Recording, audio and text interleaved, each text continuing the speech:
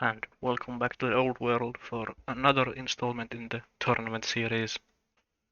Let me just drop a message here so people know that I am actually online. And this is a... Oh, actually I have the wrong stream title, so I should swap this around. This is Hazard versus Anarkos 5, I believe. There we go. And we are joining a rather late game here on a ultra-wide coastal rain basin. A pretty classic matchup at this point, which is Rome versus Carthage. Let's see. So we can always start with looking at the statistics, so we can get the recap here to see what the players have been up to previously. Even population, specialist Rome is leading, probably also leading science, we'll check that later. Workers Rome leading, military units Rome leading. Units lost, Rome has lost more units. Kind of rare to see this, actually. Usually Carthage is the one that tends to lose way more units when fighting against Carthage. With Steadfast usually being the difference maker here. Laws adopted 8 to 6. We'll have to keep an eye on that as well. Rome leading in tech. Reigns pretty even. Courtiers, yeah. But Carthage has more wonders. So, for graphs themselves, middle score, Rome is leading by a decent bit. A third more military units than Carthage. Well, probably not anything from there, but training. Funnily enough, Carthage is leading in training income. I assume it's because of the ruler. Science, Rome leading by a good margin here. Then for orders, Rome is leading as well. So definitely a Roman advantage from those stats alone. So let's see what else. So the king of Carthage has been a zealot and has been zealot for a decent amount of time, 50 odd turns. So definitely explains the difference in training here. As well as, yeah, some pretty diligent barracksing here for Carthage. Seems to have double barracks in basically every city. Then for the air is the... Yeah, I adopted another zealot here. Not a great one though.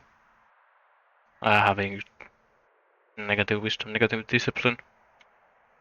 Of course, the stats on your ruler tend to matter a fair bit less once you get into this part of the game where most of your income tends to come from your improvements already. The laws getting monasticism next. Kind of interesting. Well, it does get the 7th law, so that's why I assume he's going for it. In terms of laws, exploration, slavery, centralization, tyranny, serfdom, legal code. Very typical law set, I would say. Divine rule maybe being the exception here, but we have a double theology Judaism here, so... Sorry, not Judaism, Zoroastrianism. So not going for the pagan religions is understandable. So what else? The army, basically onagers, spearmen, axemen. Doesn't actually have access to another... No, doesn't have any 6 strength unit aside from these ballista. Right? Am I missing? Yeah, ballista and onagers are the only 6 strength unit for Carthage here. Aside from the 4 law unit. So no tech tree 6 strength units for Carthage. Usually it's not a huge deal not to have your 6 strength tech tree unit available for you, but Carthage tends to be kind of unique in that they are really limited by the amount of elephants on the map. So we can actually check it this way, probably the easiest. So we have one city with elephants, 2 cities with elephants, 3 cities, yeah, 3 cities with elephants, so it's not as bad as it can be. Sometimes you see those matches where there's only 2 cities with elephants and then Carthage are not having access to a easily spammable 6 strength units can actually really hold them back. Especially when you compare them to something like Rome where they have a really ubiquitous unit that only needs resources and nothing else to be built.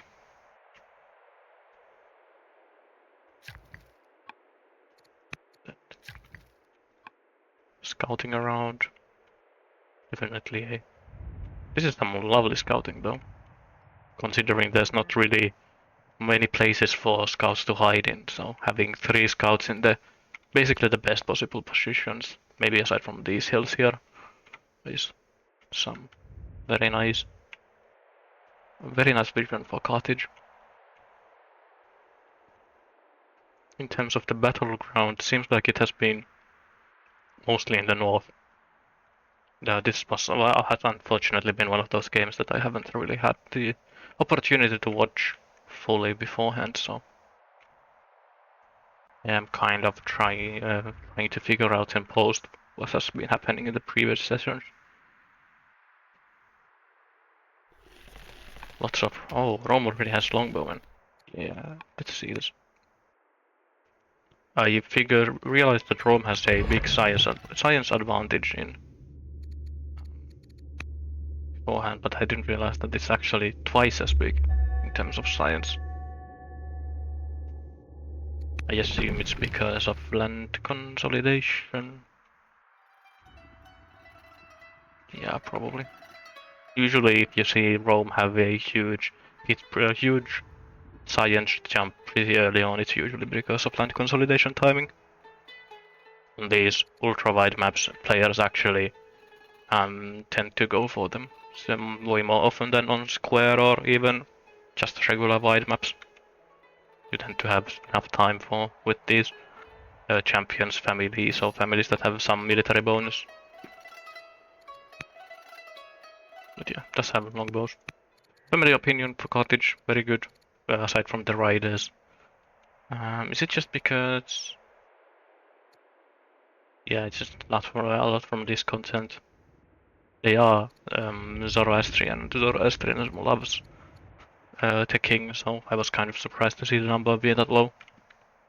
It seems like all the frontline cities are riders, so that's a good amount of unrest. 5 rider cities. Yeah, five rider cities. Kind of. Well, it's not super uncommon you see that many cities for one family, but usually it takes a bigger map than just dual-sized. Though this does seem like a pretty big map for a dual-sized one. For 8 cities for both players and then one central site. So, not a huge one, but a tiny bit bigger than the average. I think the average dual-sized map is something around 15, 16 sites, so this is a tiny bit more cities than usual.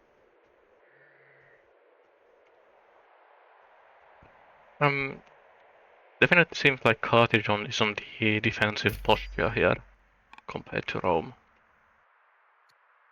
Just from looking at where the armies are positioned. With good reason as well for Carthage, when they can see both the longbowmen and the Hastati here. Or not like these are actually legionaries already. Just a rather furious family. We'll have to check that when we swap around the POVs. Let me see if the players have now. Just some regular old notifications. The Carthaginian wonders that we saw were pyramids, some extra civics, and then Ishtar Gate being built and Jebel Barikad. So Carthage should have a good amount of orders coming from those temples. It's minus 46 orders for Carthage in the actual order number. And then Rome has actually pretty close. This is 45. So almost neck and neck in orders. Does Rome already also have temples? Not as far as I can see. So this is usually something that gets interesting to see where the orders actually come from. Oh, yes, it's monotheism, I believe. Just those every city giving an extra order because I don't believe Carthage had monotheism. Yeah, still no monotheism. We'll even out orders next turn or in 3 turns when monasticism comes up though. So it's a temporary order advantage for Rome or order parity for Rome. Carthage will actually take the lead pretty soon. Let's see, roading.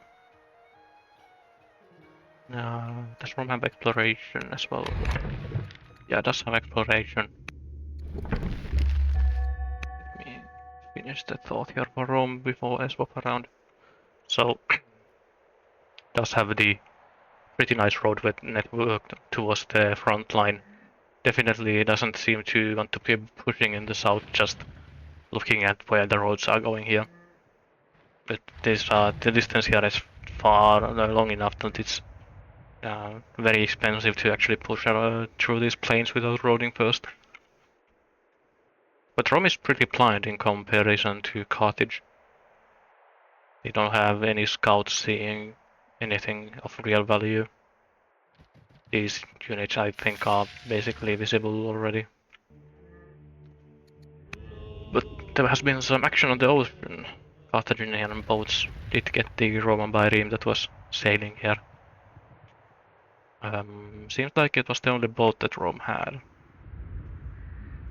So Carthage now has naval superiority. Or probably even naval supremacy. It's one of the kind of defining features of naval combat is that once you lose the sea, it's almost impossible to get back onto the sea. With these coastal rain basin maps, especially because there are usually very few cities that can actually build boats. So even if you build 2 boats here, and as long as Carthage gets vision, they build 1 more boat, and with boats, it's always the side that has always more boats basically always wins naval engagements. There's less interplay to be had with the terrain and promotions and stuff like that. So a lot of the naval promotions are pretty strong, but quite often they are less actually combat focused. They are utility, so bigger recurring range for faster movement on the seas and more fatigue cap and stuff like that. It's not like you have there's no like a equivalent to like Highlander or Ranger or something that lets you use these naval tiles in specific ways. Let's see, Rome just finished a tech. Can we see which one that was? Scholarship. Grabbing those libraries up. This actually might be the game where Rome actually goes for these cataphracts. I'd love to see it.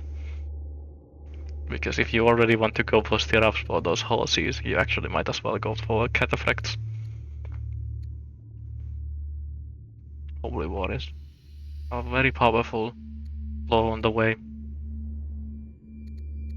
I'm actually really impressed by how fast Anarkos has been teching here.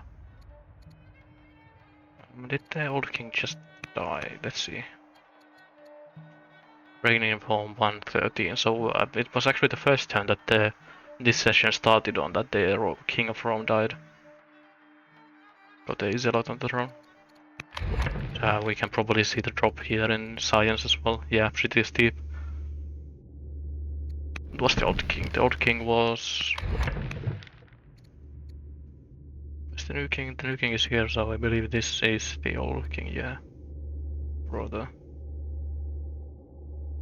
No, just from his own income. I assume it's from being a general, a governor somewhere. Giving that nice percentage boost to a city. Going for battle line. Interesting as Rome actually. I assume that he doesn't want metaphysics or architecture. Or not even villainless. This crossbow, which is a really good unit in general, is kind of less necessary for Rome because of the legionaries filling a somewhat similar function. Let me find a legionary here. So, legionary also gets their plus 25 versus melee. But this is not this is the unfortunate part. Oh, it's just a massive amount of discontent. Plus 15% rebels. And minus 20% combat strength. Minus 20% combat strength is also one of those things that the lower your combat strength, the less those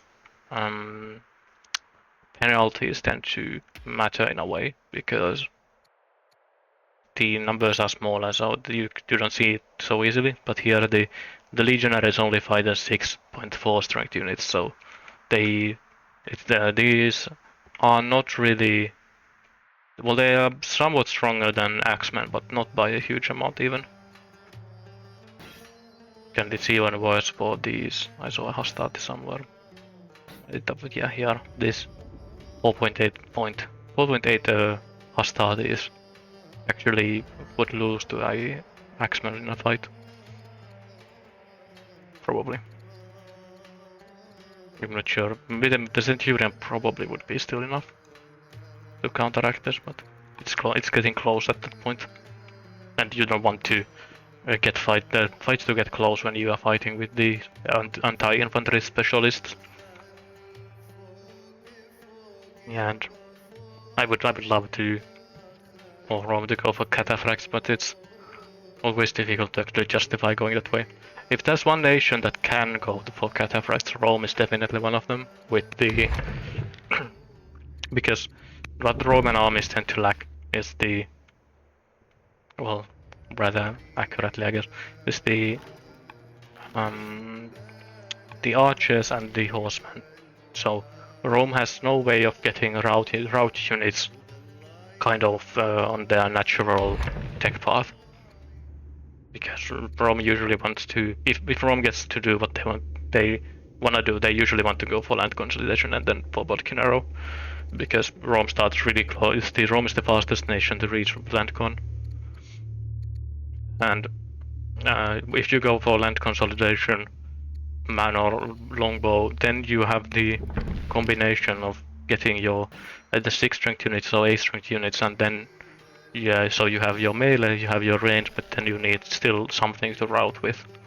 So Rome is really incentivized to actually go for these stirrups here, compared to the nations that get mounted units as their national UU.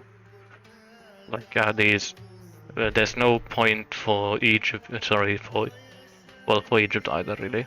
But this kind of Egypt maybe more so than some others, but for Hatti and Persia and for Carthage, because they get route on their unique units. They don't really need to go for those horse units at any point. Yeah, and Princepoint is saying in chat here that there's a good amount of value for going for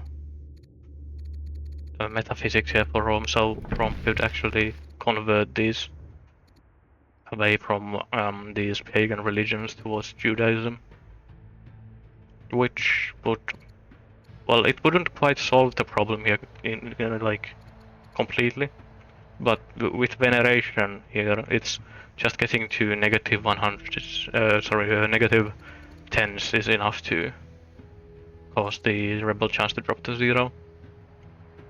So that's definitely a good play. Oh, family gifts, I believe they are here. No, it's the... I never remember where family gifts actually are. Does it just come naturally with the ambassador? Oh, sorry, chancellor. Yeah, he does. Just comes immediately. It's not like the pacify city that needs coinage.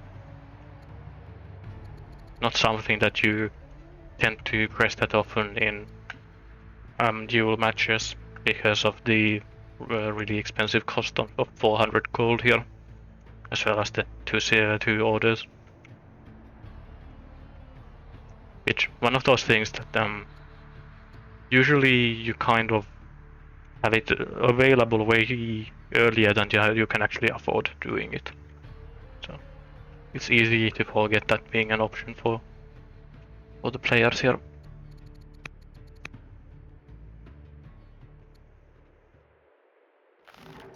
But these are two honors setting up here, but also both of these are family the champions, so they are actually kind of weak.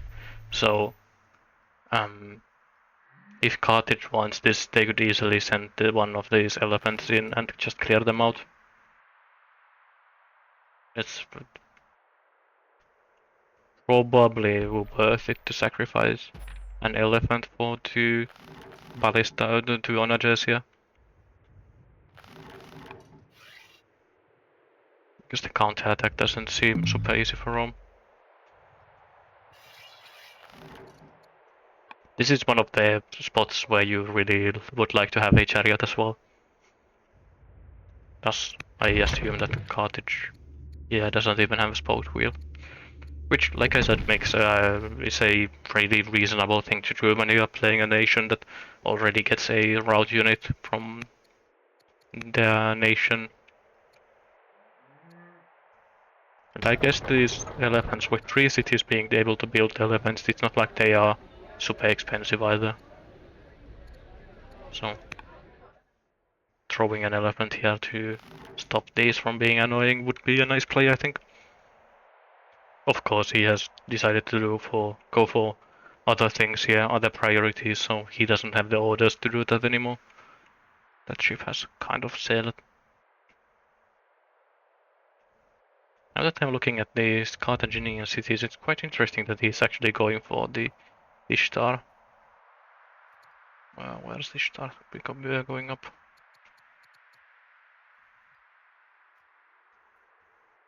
Uh, Let me find it. It should be next to the city center somewhere. Yeah, here. Because the biggest benefit from Ishtar Gate is this plus 100 culture in every city. And the biggest reason why that is so powerful is because when you have a lot of these border cities here, you don't really want to invest into these border cities the the infrastructure to actually get them to high culture. So if you go for Ishtar Gate, you get all of your border cities developing, which is enough to start rushing units out of them. And it's quite common that like this city will almost certainly not reach strong culture, even even with Ishtar Gate being built. So the 100 culture is kind of wasted here. Of course, if you really want to, you can try to get your priests here and get your audience up and everything, but that's a pretty high opportunity cost for that. Instead of building military units, or even I know that there's a rather big anti-wall sentiment, but just getting forums or treasuries even rather than try to focus on culture is really valuable. So from just looking at this, there's only one city for Carthage that will actually get a real benefit from the Stargate here. It might push Carthage itself to legendary. Yeah, it will, but Carthage would hit. Oh, sorry, Carthago would hit legendary by itself, anyways, with plus 39 per turn. Same here actually, with 12 turns to legendary. So I don't really. It seems like a well, it hits lots of cities, so it's powerful in that sense. But it doesn't seem like it would hit really breakpoints for Carthage.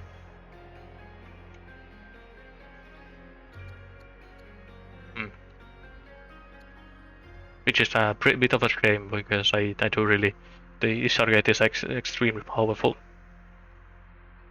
So it's a bit unfortunate to see it being built when it doesn't really give full benefits, or rather only gives some pretty marginal benefits.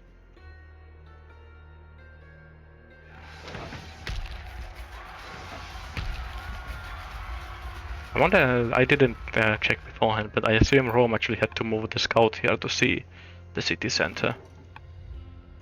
I don't think these catapults, oh sorry, onagers would have had the sight range to see the city otherwise.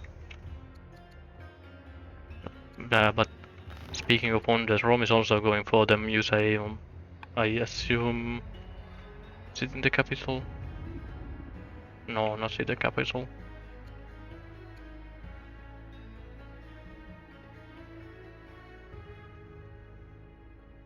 Courthouses. Going for courthouses is lovely when you can afford to do that, because the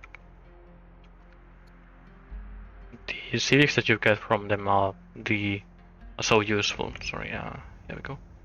So the plus 20% raw civics is really nice, just because civics are the one resource that you basically never can have too much of, because you can always spend civics to rush. It's not like with training that if you don't have a zealot, sometimes you can have too much training that you can't really use efficiently. Because when you start turning your training into orders, it's a way to spend that training, but it's not the most efficient way of using training.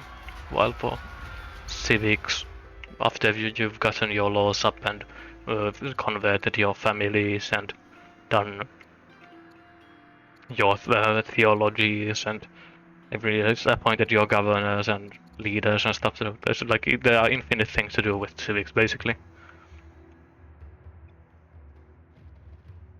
This does seem to me like this is basically the first push with onagers online for Rome.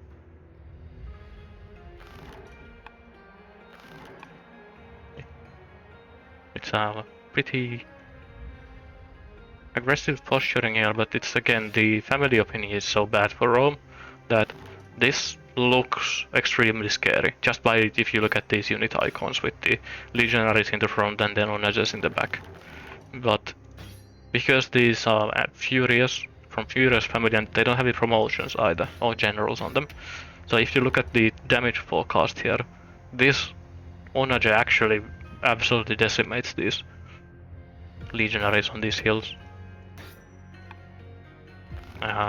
Yeah, that's even better against the Hastatus here, but even these legionaries are in no way safe from these onager attacks. No.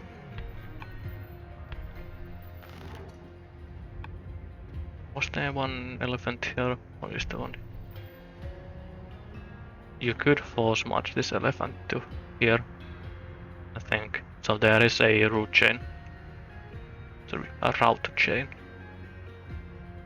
Yeah, if you go 1, 2, 3, force march here, start pushing through, you could actually get all of these onagers in one turn. Though it would probably cost you most of your units that you actually pushed forward with, because you would need to poke all of these with some range units beforehand. Yeah.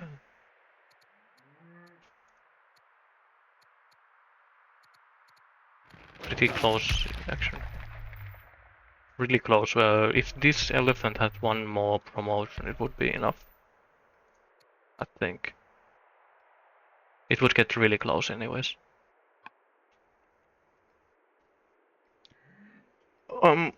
Bulldragon in chat is saying that they don't really have a lot of orders, but it's not.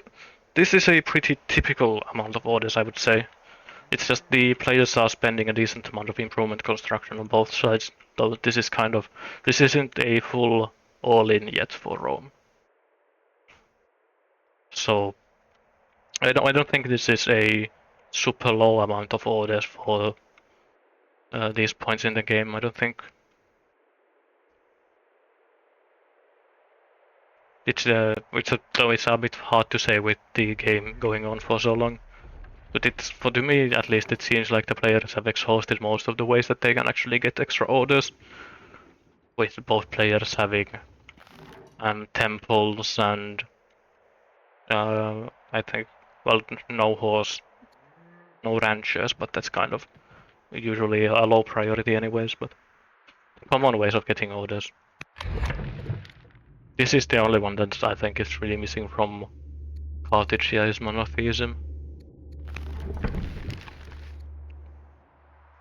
I hope he remembers to actually adopt that before he ends his turn.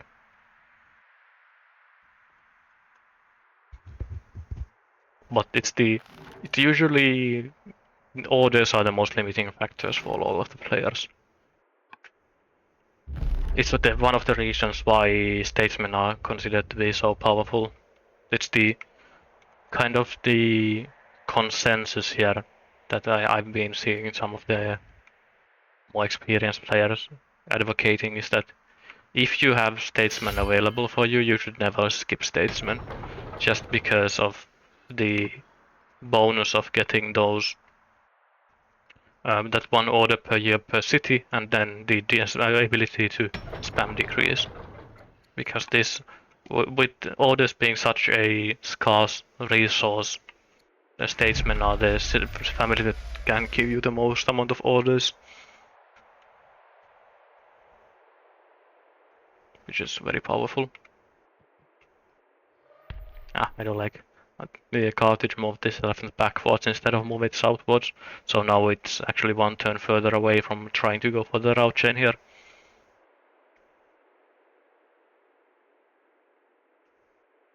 Actually, there are no spearmen here, so they don't even actually need to go from the back, they could just push through the front here, if given the opportunity. Which I think Rome kind of has to fall back here again. I don't see this push going anywhere here. Because these onagers would need to move to 112 further forwards before they can actually attack. Yeah, and Becht is confirming that it's the average order count for this amount of turns, so turn 117 would be 39.6, so 40 orders, and both players are actually above, they are at 45, 46 orders about. So both players have actually gotten more orders than the average.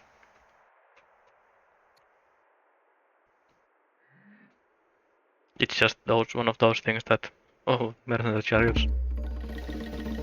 Kind of expensive for a chariot though, but I'd probably take it still. I am a big advocate for always getting route as much as you can.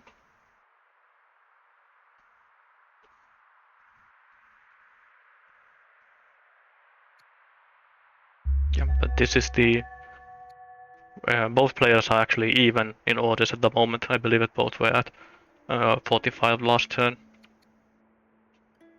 Carthage will pull ahead next turn because they will get the monotheism order boost. Rome still dealing with these rebels. Brutal opinion here.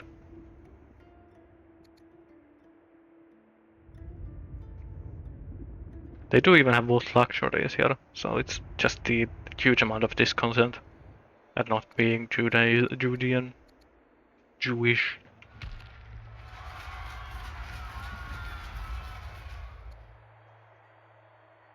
Yeah, you can just look at this list of units with 46 military units and only 40 orders to go around. Not easy. Not easy at all. But at least Rome does have the really nice resource bank here, so he doesn't need to build any economical improvements for basically the rest of the game. These massive stockpiles and massive incomes.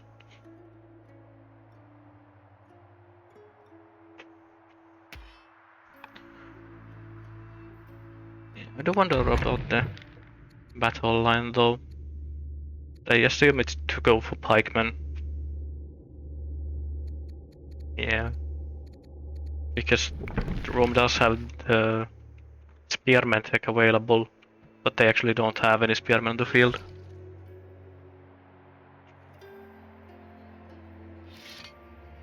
I wonder. Rome did have the tech for ballista. Yeah, it does have. So it's not the as quite as high priority target as usual. I think I've been conditioned by the existence of these where is it? Combo. Here, but when you go for archers, you get this card for a free ballista, and when you beeline for archers, that free ballista can hit the field really early, and at that point it basically is a hero unit that you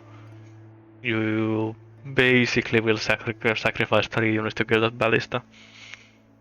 Or I've seen players sacrifice 3 or even more units to kill that ballista. Sometimes because it has such an oversized impact on the game. Being a 6th rank and having this, the bonus is for piercing, so it does extra damage even through the first unit and does double damage against the infantry. So it's a obscenely powerful unit. Yeah, and Fluffy is saying that it's the Rome would really use some cavalry, and luckily for us, Rome actually has some cavalry. Unfortunately, they are just chariots. And Furious family chariots being only for attack makes these route chains really difficult to pull off. But he could get into these catapults here, onagers here. Just doesn't quite have the power projection to actually do damage to this anymore. Yeah, he's trying though. This is kind of scary for Rome though. Carthage only lost a axeman and a skirmisher, which aren't that meaningful at this point anymore. So it's 1, 2, 3, 4, 5, 6, 7, 8 catapults, onagers, set up here, as well as a elephant that can rout and a ballista, which is even highly promoted ballista. So this counter punch might be brutal. There's even this perfect route chain here, if he wants to go for it. No, these guys won't die to this elephant at least. Why is this so tanky though? Is it just a... Oh yeah, it's the bonus per versus melee.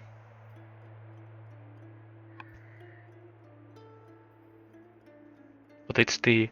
I do like this aggressive move here, though, for when your stockpiles are so high and you are basically only limited by orders, losing units isn't that big of a deal. If you have the mental capacity to not start making more mistakes after making a mistake. And I think Anarkos has seemed to really like to go for all-in plays or like hyper focusing on one thing, and he has lost games to that before. But he also seems like he is aware of the fact that in this situation, even if he loses the fight here, it's not a massive deal probably.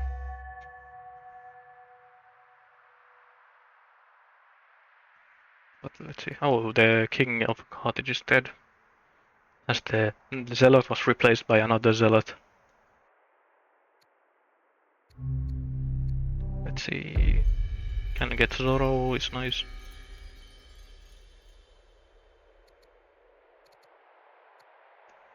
Did get Ishtar, but yeah, you can see. So the Ishtar gates gets finished. He gets the 100 development, or sorry, 100 culture in every single city, but he has no cities that actually get the that hit that threshold from that. I don't think. Or is it? Yeah, it pushes Carthage itself to legendary, but this is 2 turns of progress, not any more. So it's 2 cities that get the bonus. If you can attract these legendary culture events, some of them are absolutely super powerful. And this isn't one of them, unfortunately. It's family opinion and a trait. There's, for example, I know that there is this one that gives you this for free, the economic reform for hitting a. I think you need to be in traders to get that one though. You have a traders capital. But it does hit back here, kills a legionary. To just a ballista hit here. Now the elephant might be able to go crazy here.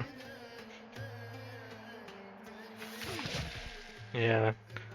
So this is already 4 kills for Hazard here compared to the one that Anarkos got last turn, and he will even recapture the city.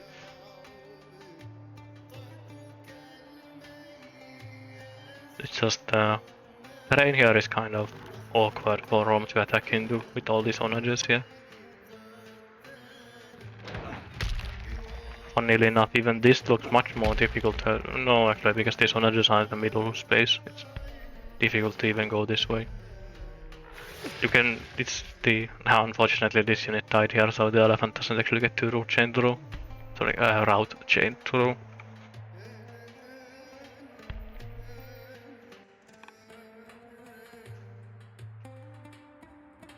But yeah, so with the onages having such long range here, it's actually really difficult to go either way because these onages here can hit both cities, and you can really see the effect of playing these super, so like these extra wide maps, where because the map is so wide, there's actually really limited space for movement in the north-south direction, and it's easy to get these onages in spaces where they cover a, like this onage here covers what 60% of the entire width, the entire height of the map from this hill, because it can hit here and it can hit here.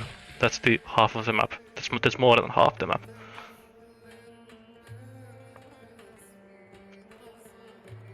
Very potent defensive play from these onages here.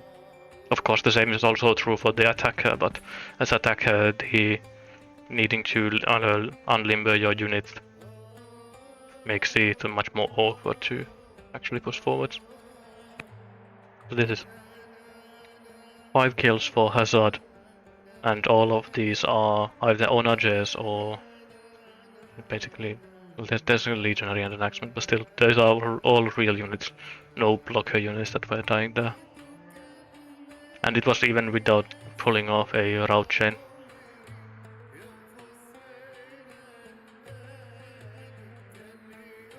Yeah, this is mostly from the really bad family opinion, I think. A lot of these numbers just go kind of weird. With these 5 strength archers can actually fight into these units without being absolutely devastated by them. You can immediately see the difference from this. This is just a regular longbow basically, because it has the king is offsetting the family bonus, and you can see that it's not even a contest between this longbow and this archer. But if you look at these regular longbows with their 6 strength, the combat strength is much more. It turns this from 11 to 8 damage. And this is a completely unupgraded archer. So it makes the fighting this much more viable for Carthage.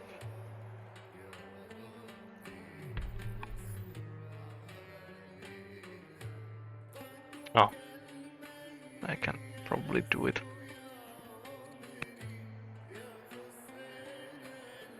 Unfortunately, my game's I can see that the visual quality doesn't quite like it when I actually pan here. Seems like it all turns to mush. I wonder if it's because of... Does this actually help? Kind of irritating.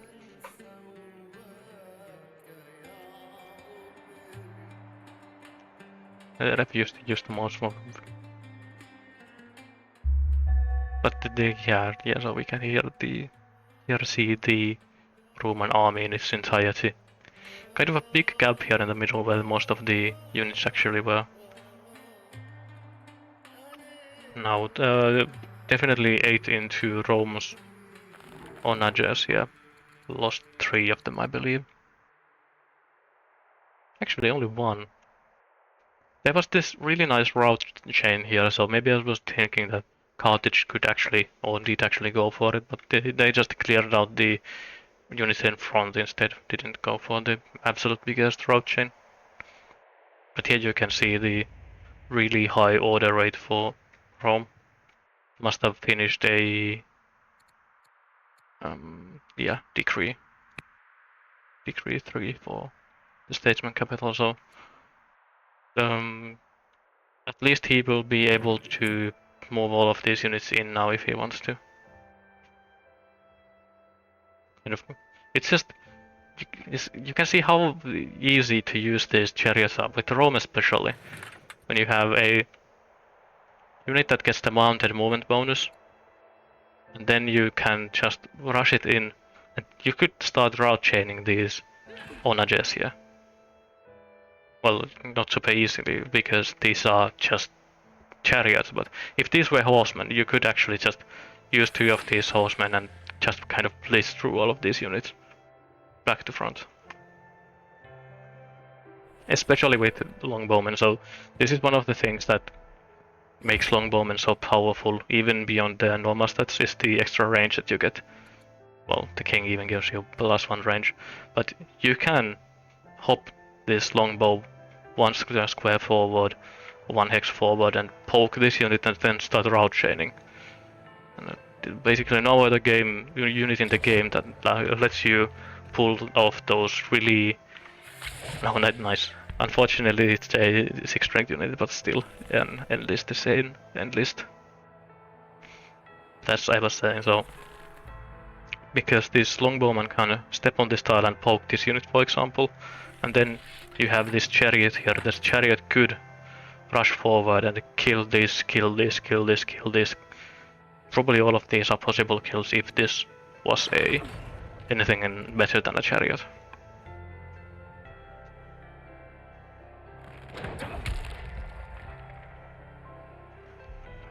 I'll see this to the end and then I'll check the tech tree again. Nice route though. It's just nice to see how, like, because these units are so far away from the front line, it's sometimes easy to forget of their existence. But it's lovely to see this humble chariot doing a lot of work, just killing 2 units here in one action.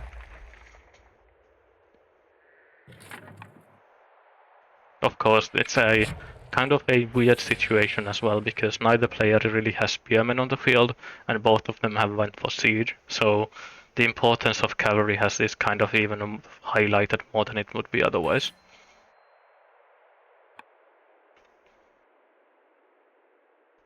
Yeah, BM was asking about the mounted tech, so Rome has targeted stirrups here, but is going for battle line at the moment.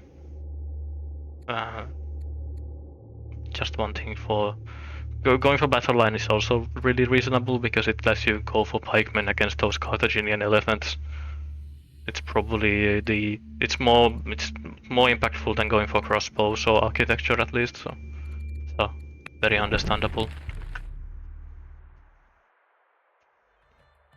Yeah, even this is a 4-strength chariot and it still does 12 damage to onagers.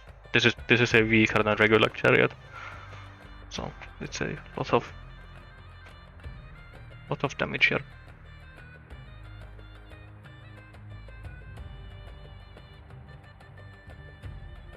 see the weakness of these onagers. Oh, this is also a Furious family, right? Yeah. I was wondering why the numbers were so bad now. The riders really did not like losing this city. We have a kind of a opinion standoff here, or like which player can hit negative 400 or faster. This seems like to be the tone of the game at the moment, because this Champions family opinion is really unmanageable. The only reason which I give the full credit to Rincewind for is this, that if you convert them to Judaism, then you could get them to less than negative 100 and lower that rebel chance to be manageable. But it's one of the unfortunate things that Rome did pass metaphysics for this battle line, and so he does not have the action to convert the state prediction available for him.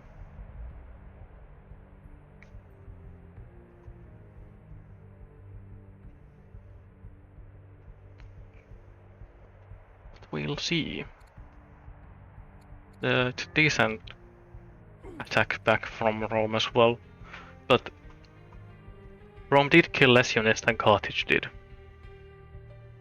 which is the unfortunate part.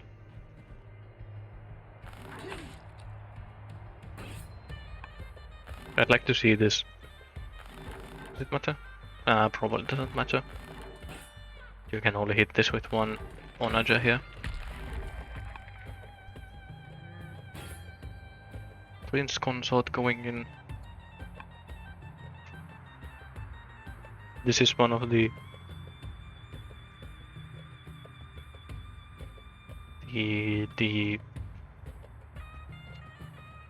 unfortunate things about these really so small maps in really squished maps where the length from top to bottom is really tiny, is that this onager that's fighting over this city last turn will be now able to shoot towards the north on the following one. But a lot of these aren't actually in a position to do the same.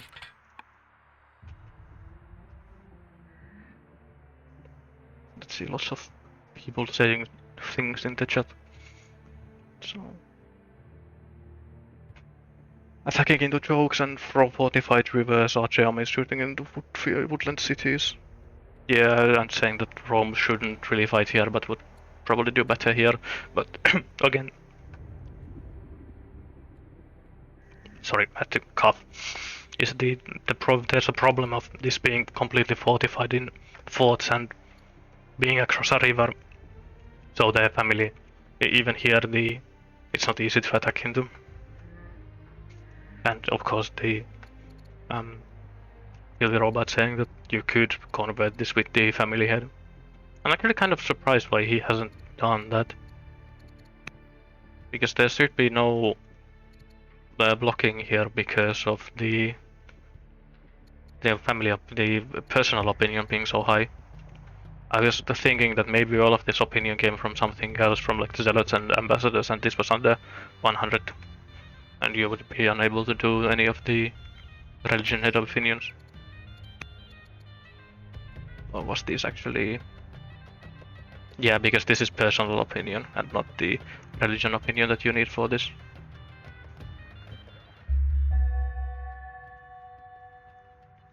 But this is the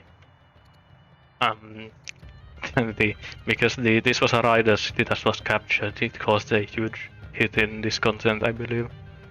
Getting this to minus 300. Actually, in this very same position here, where the bar kids would be pretty happy if they were following Zoro, but because they are pagan, they absolutely hate everything that's going on.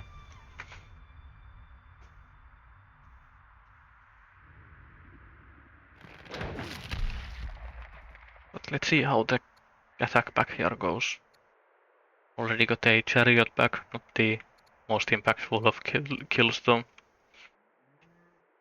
Getting rebels in the capital, somewhere else as well. Down south. Just slingers though, so not a huge deal not a huge problem to deal with. Onager doing Onager things. Just this is a considerable amount of splash damage already just from these hits here. But it's kind of difficult for Carthage to actually finish this off. This elite Gesate is really. This is just like a sneakily powerful unit, but it's just fighting into champions kind of negates it, because this does have the PS bonus here. Means that you can get a good amount more damage than you would think you would get from this.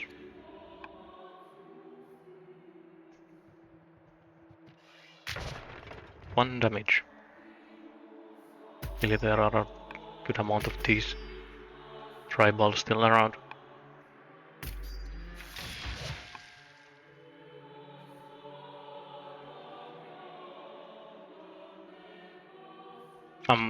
There's also the sea is Carthages here, so I believe basically all the fighting will happen up north now, because both armies are here, and it will cost so many orders to try to move them anywhere else now. So the only way that this fighting switches around to somewhere else if either army gets destroyed. But Rome can't go onto the sea anymore with 2 Carthaginian boats here. It would take, first of all, it would take forever because Rome would need 3 boats to fight these 2 boats, and with only 2 actual, well, probably you could make this a 3rd build queue, but wouldn't really be viable in these 2-tile chokes in the south as well. But the sea is kind of off limits for Rome. And these onagers are just kind of bullying everything that comes forwards. We'll have to check military score probably next turn to see how the numbers are looking, but I don't think it will. It looks good for Rome.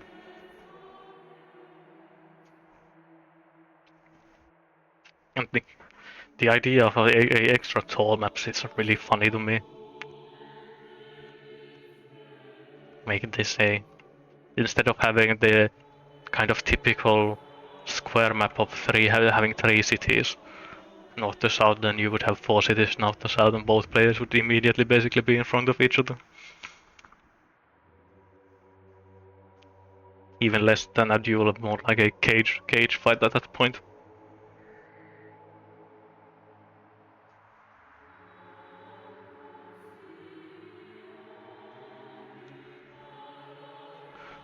So let's see. Carthage finishing their turn with 5 units killed. Not really super meaningful units this time.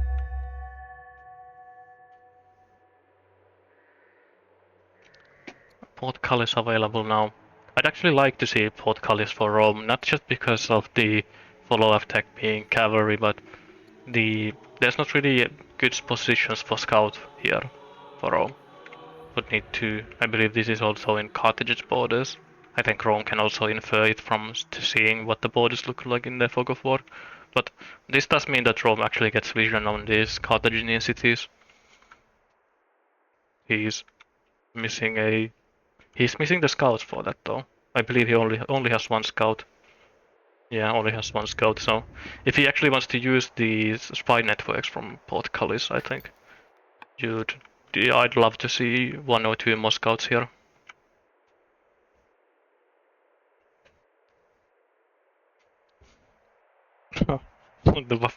Having 10 or 15 deaths between the capitals would be insane. Like, this is the only viable archetype would be tactician at that point. Could just ignore the tribal camps or the barb camps in between the players. Just go brawl in the center immediately.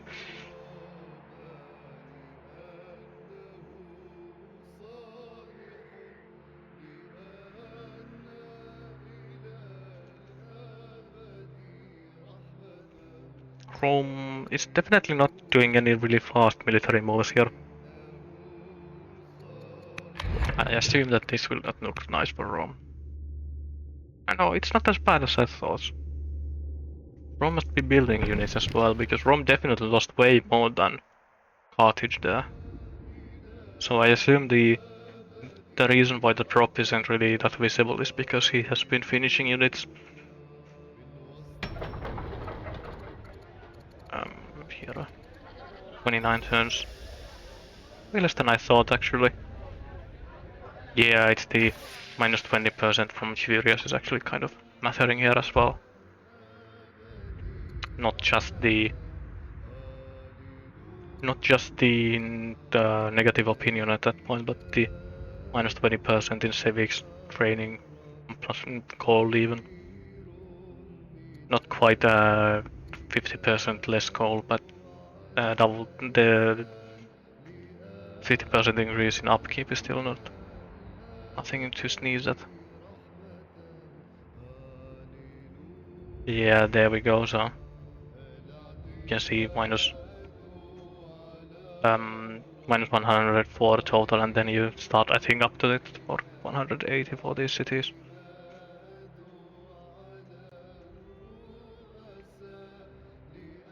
Dealing with these rebels more than the fight up front here. Oh, actually, yeah, using the... Nice, I love this. Now, this is... It's the enlisted elephant. Went through the onager, the axeman and the onager to another onager. And... This is the real decision here as well, because you can decide which way to go. This has to go north. I assumed the river was a bit too difficult for the elephant. There we go. Unfortunately, this won't die because it has a zealot on it. There's no way that Rome can actually get enough firepower to get a route through this anymore. But it was still 4 onagers. 4 onagers with a stolen African elephant. Not even a 8 strength one, but a 6 strength one.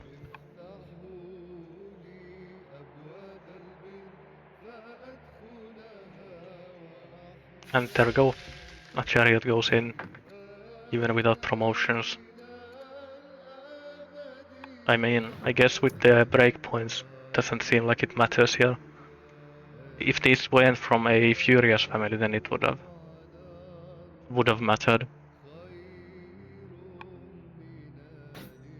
He definitely does have enough reach here. Yeah, can go. Could even probably... No, this is as far as he can go with the orders coming to a short here. But still, this is most of Carthage's onagers dead here. I think I counted he had 8 here when the fighting started, and he has gotten a couple more, so he still has 5, 6 left. But that was half of Carthage's onagers dead in one turn.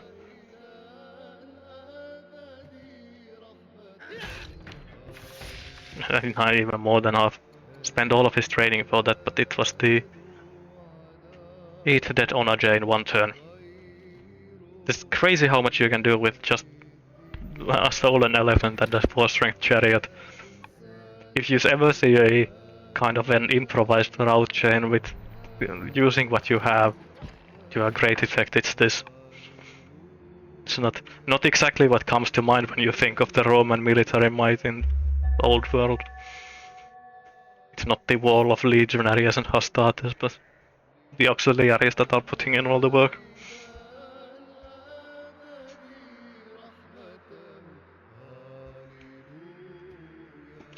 But I wanted to check this as well. So the Zoroastrian family head is only cautious, right? So that means that he cannot actually run these conversion missions for Carthage. So this Barcid opinion isn't super easy to fix. Actually, I just noticed that so Hazard unlocked monotheism, I believe 4 turns ago at this point. Yeah, probably 4 turns ago at this point, and he still hasn't got it. He still hasn't enacted it, so he has been fighting all these times without... How many orders was that? It was 7 orders. So he's been fighting. He has lost 21 or 28 orders from that during this fighting. Now he almost certainly he has probably spent some of these civics on rushing, but I think instead of rushing units out, it might have been better to wait for that law. But this is getting scarily close to a Roman breakthrough now, because now that such a large amount of those onagers died, they don't really have the critical mass where they can protect each other anymore. Because when there were these two clumps of onagers here, here, and or rather three clumps on here, here, and here, even if you go for one of them, and you manage to kill all of them off, you could have just bombarded the units that attack them to oblivion with the rest. But when you lose 8 onagers in one turn, you don't really have the firepower to actually kill these units off like immediately anymore. Or you can still get kills, but it's not like if there were still like 2 onagers on this hill, basically all of these units would die here. But because so many of them died, it seems like Hazard can only get 1 kill from on that ballista.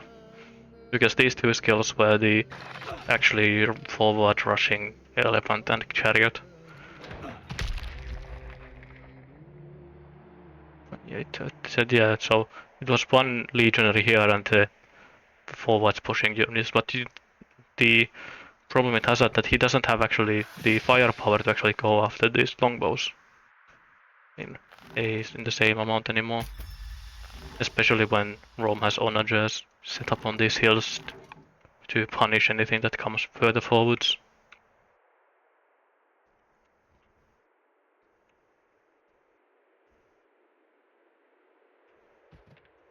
Now that's unfortunately I believe that was all of Rome's chariots.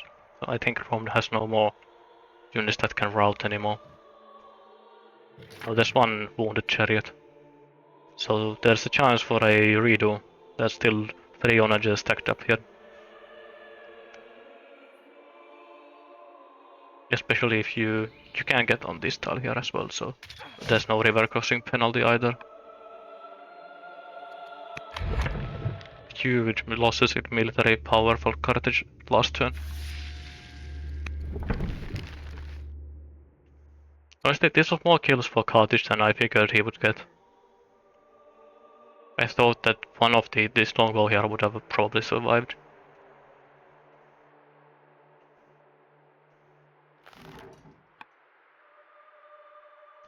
But I'm scared about this pocket here.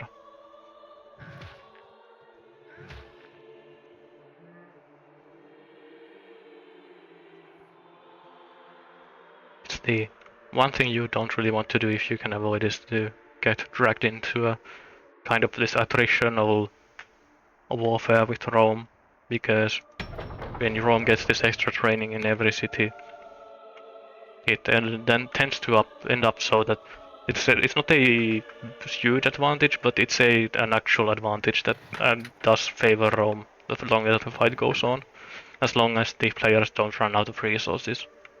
Speaking of which, the wood income especially is not looking nice for Hazard here. I think basically all of this income is just going towards this negative wood income. Does he actually have lumber mills up? I didn't check that early on. He does have archers, so I assume that he would have. Yeah, does have forestry, but doesn't seem like he has really gone for lumber mills. Must have finished it just a couple of turns ago then. It's just the kind of awkward thing of being in this really high intensity fight is that you need to spend basically all of your orders on fighting, so you don't really have the opportunity to get those numbers mill. I noticed this. So the museum up for Rome will be a nice boost for his science income. I was wondering where the museum actually was. Couldn't find it earlier. There we go, here. Interesting place for a museum. I'm guessing it's just because of these groves here. Wouldn't, yeah, it's this quad grove. Not my first assumption to see the museum in a champion's family city.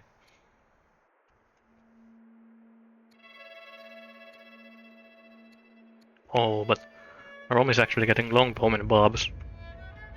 These are, when you compare them to this one slinger that Carthage has to deal with, this is a much bigger problem. Because it actually threatens killing these units here.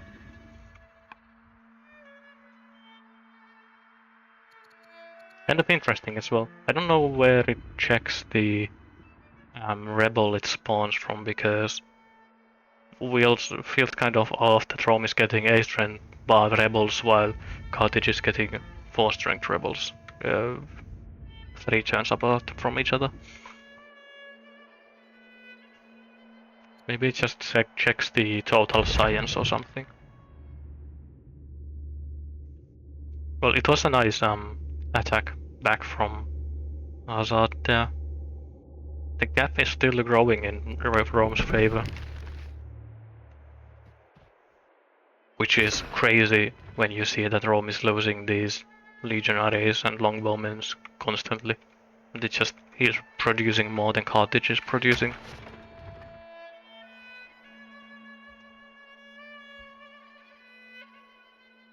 Don't really like the attack towards that, I think. I mean, I think you kind of have to try to get rid of this if you actually want to push forwards, because this quad promoted ballista is so incredibly devastating to all of these infantry units, but it just seems almost impossible to actually kill this before it can run away. Oh, but the general here got crippled, so this is actually really difficult to move around now, being a siege unit with 1 less fatigue limit.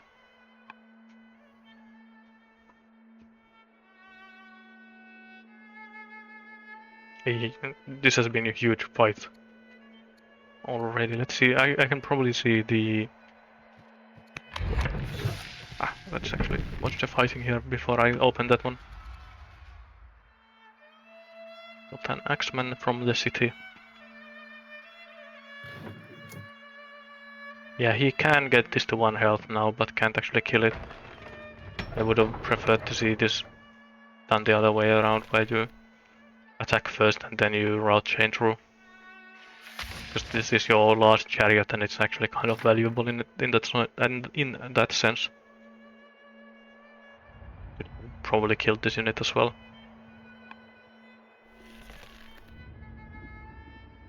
No, these only do 1 damage from this range. But again, this is the scary thing for Rome now, is that this is a pretty... Spending all of your moves on killing this one ballista is kind of unfortunate, because it's kind of necessary that you need to do it. But now that you've done it, this is absolutely disgusting amount of damage. If you just look at the efficiency of how much damage you can do with a single attack. So all of these onagers here can hit this longbow until it dies, of course, but it's even this that does the least damage here is what, 6, 9, 6, 9, 12, 14, 16, 20 damage per attack here, total damage. Of course it's spread around, so it's not quite as like deadly as it would be otherwise, but it's still, if you just look at the amount of damage that you can do per order, it's crazy. The amount of the thing that Carthage is doing here really well with these onagers is the amount of damage he can concentrate into a single spot. And that tends to be the thing that actually finishes or wins your fights. Rome was able to do the same with these chariots and these elephants early on by kind of using route do the same effect. But now that those are out, there's one more chariot here again. So if Rome can survive this turn without losing everything here, there's a chance for Rome to pull something off again. Because there is this route chain that I was highlighting early on is still here. You can still try to go through this clump of units here, because there's nothing there that can actually stop the route. And with longbows you can easily poke damage to these onagers so that you can route through them. But this is a very scary time to press end turn for Rome.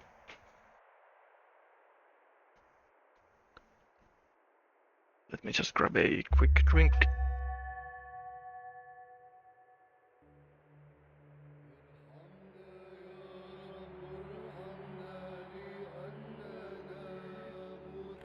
Yeah, the unfortunate thing about this constant fighting is that I'd like to see the stats on units killed versus units lost, but I can't really do it at the moment because then it seems like the players start fighting, they fight until their turn ends, and then they pass the turn to the other player who immediately starts fighting again. Nice. Elite warlords. Another ballista. I assume this was newly built. And got a legionary back as an enlist. Both players doing that to each other. Though I know that it's easy. It's the... Nah, this is just... The damage from this onagers is just crazy good. Probably was a misordering here though, because attacking with this would have been better than attacking with this one, I think. Because this can still... One of these could reach here. This one could reach. So this one could hit this tile but can't hit anything else.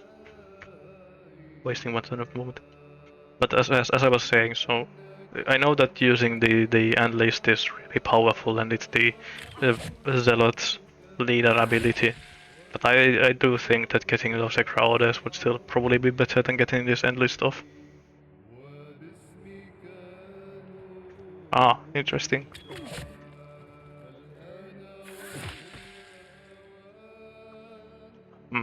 Apparently this stolen unit should have started capturing the city immediately. Which, yeah, it makes sense looking at this, the timing here, that this is a Carthaginian city standing in this city, so it should start flipping to Carthage.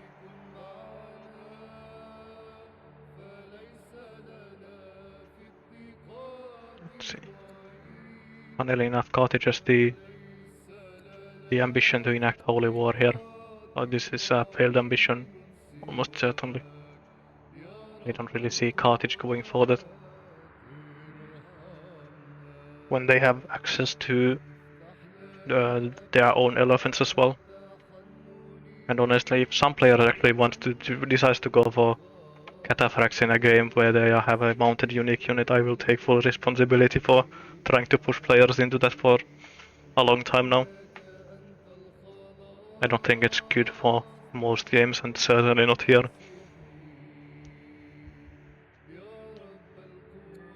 What Carthage really would have needed probably would be these macemen.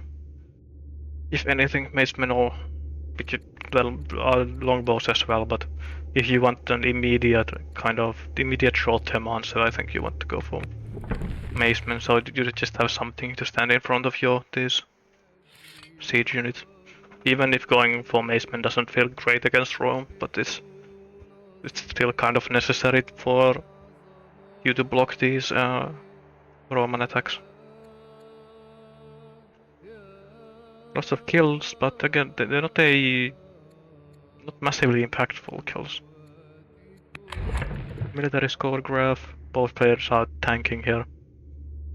Rome is tanking more than Carthage, but the relative power is still pretty even, with 1,000 mil strength gap between the players.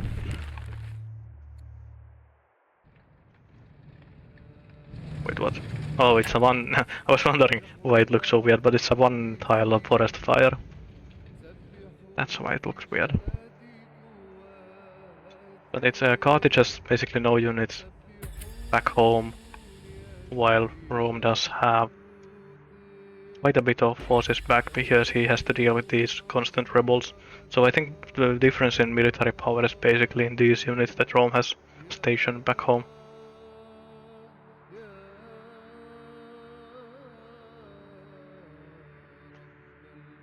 Ah, but yeah.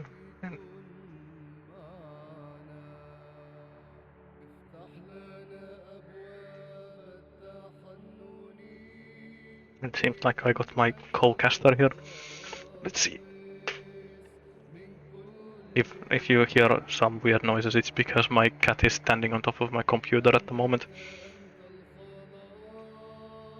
Usually I lock her out when I am actually casting or streaming, but at this moment she was sleeping on my bed.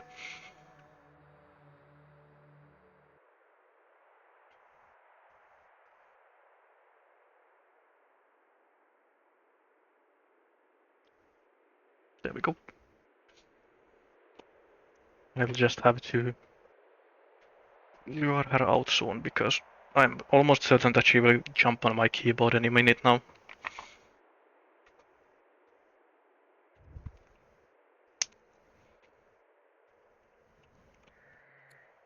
Definitely thinking here for Rome. Unfortunate here, getting some of these negative slavery events. Yes, your development events isn't super nice.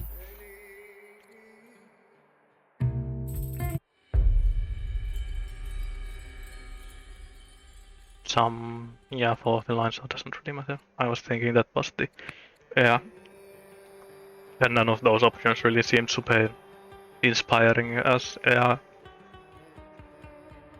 archetype choices. Rome has basically infinite orders here.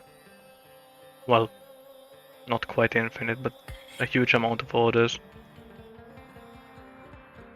But I'm not sure. I mean, he could always just use them to bring these units in. But again, because he's getting these really strong rebel units, it's kind of difficult to judge to what you actually need to keep back so that you don't lose to these rebel units. Yeah, it's lots of losses for Rome again. But again, kind of, it's weird when you look at last turn. It's the huge amount of damage here that Carthage is doing with all of these attacks. But then I look at this kill screen here on what Rome actually lost, and it's a chariot, one longbow, a ballista, a spearman, and an archer. So it's not like Rome is losing like 3 longbowmen and these legionaries. He's losing these less valuable units instead. Now I don't think, or rather I don't know if that's because he's out of these longbowmen. No, he still even has these longbowmen. So it must have been a decision, or like a conscious decision to actually put the weaker units in front to take the damage and then kind of keep all of these stronger longbows alive in the back. Which is a pretty heads up play.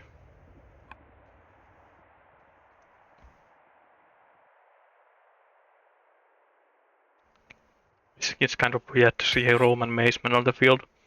It's something that you see every day when you have Hastati available to you as well.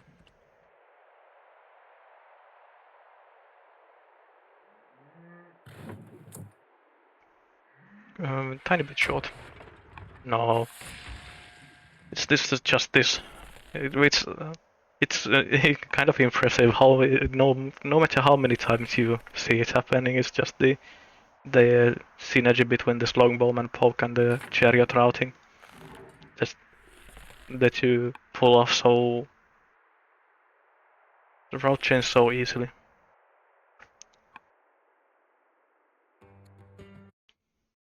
Am I being tagged here? I'm It's crazy how much more paranoid you get about all the Discord notifications when you have the all of your alerts turned off. You never know if it's actually something important.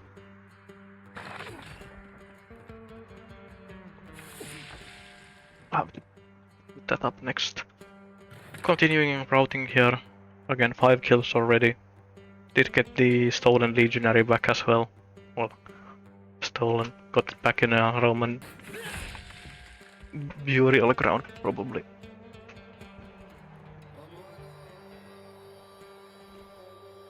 Yeah, but this is again, this is kind of weird in the web that I think Carthage has been getting consistently getting a lot of damage on these Roman units, and I think Carthage has been winning this fight on most turns here. It's just that one really big rout turn, and then the others have been minor victories for Carthage. So you can see that Rome is really starting to win here. If you look at the forces of Carthage, how tattered they are getting now. Yeah, there's not really... This is where the Carthaginian reinforcement, just being axemen, really is starting to hurt him. When he is starting, like, when he had this front line and could build more and more onagers and set them up here and just bombard everything that came in, Carthage was in a pretty good spot. But now that the front line is dying and he has to actually build front line units instead of more onagers, the difference in quality is really getting in Rome's favor.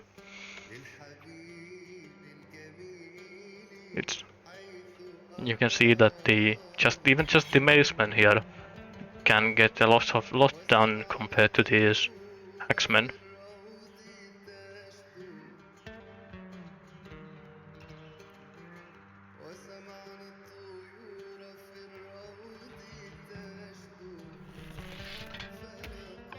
Unfortunate for this chariot that it can't really continue the chain anymore. But I think I'm kind of getting ready here to consider this a Roman victory, this fight. We'll see if this wave of axemen here, that Carthage will get 4 axemen in a single turn here, and if they can turn the tide here.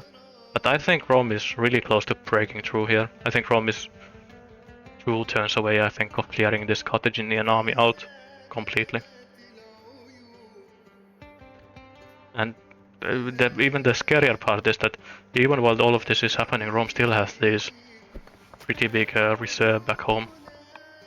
They are unupgraded though, so it's expensive to get them to the front line and actually in fighting shape. But it's not like, because these units are already on the field, it's not like it takes build queue time anymore. It just needs resources and orders. So while Carthage is getting to the point where I would not be surprised if Carthage is actually starting to run out of orders on military units to spend orders on at this point. Let's see the mill strength graph. Yeah, so again the difference is about 1,000. It's basically staying even all the time here, or between the 2 players, or the military score. But it's just the lower the military score dips, you can hit that point where, like I said, that you have more orders than you have more units to spend them on, or build queues to get the units out of. And you actually start, like, every time you fight, you tend to take way more casualties than you can replace. So you take more attrition that your army doesn't grow while you're fighting, but the reserves on the field, even if they are really far away, is one way where you can get the strength to the front line, kind of keeping pace with your attrition that you're taking. And Carthage doesn't have any reserves left anymore. Family opinion still really bad for the Barkids.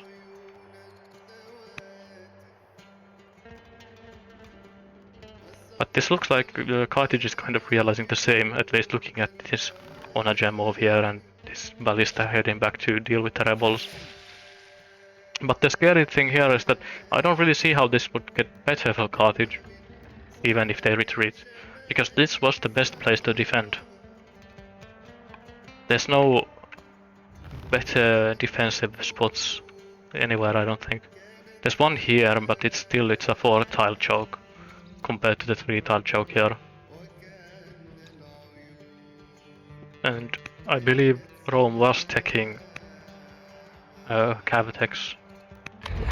Yeah, I went for Portcullis and now he's cycling through the Scholar. So I think this is getting more and more scary for Carthage.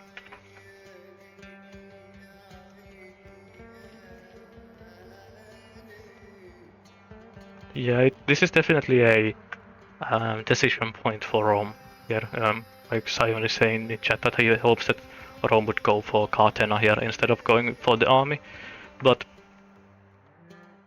I think, well, it's always very difficult. Rome has a really bad vision. It was the one thing that I was remarking before this fight started, that the only vision Rome has is this one scout here. So Rome is basically flying blind here.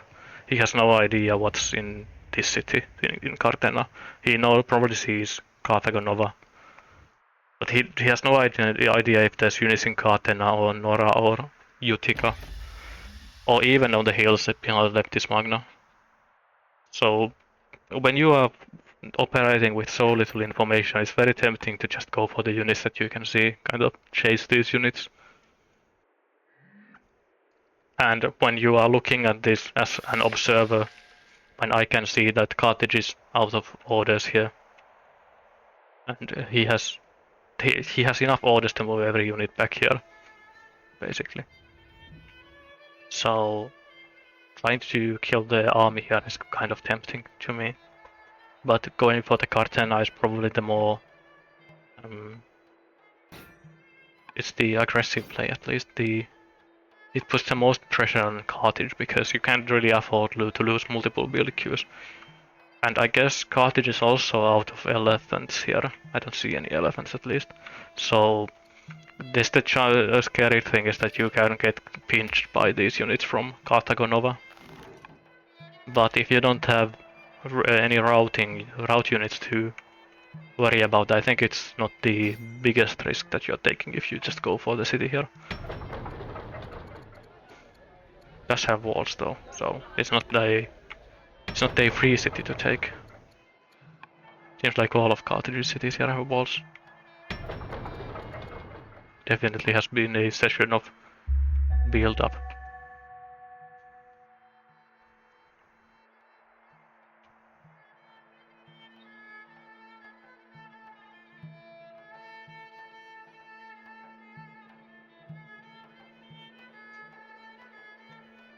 Let's see what Rome decides to do here. The things that I would like to see is at least one city making work scouts instead of units. Maybe this one.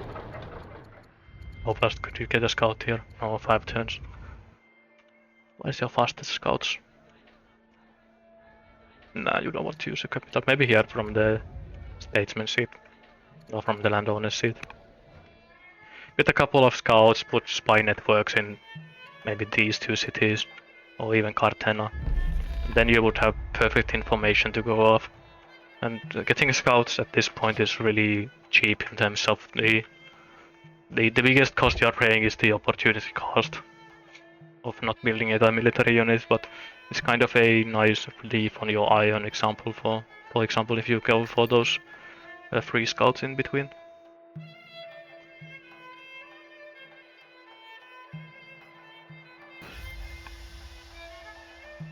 The thing, kind of scary thing for Rome is that he's also kind of out of legionaries. There's only one here anymore. What's the next? Well, there are macemen here, so it's not terrible. These macemen are still fine and fighting against these Carthaginian troops. But as you can see, Rome's vision is not great. Unfortunately, there is basically no forest anywhere to hide in. But you could just run to the city and put down the spy network, because you do have the spy master.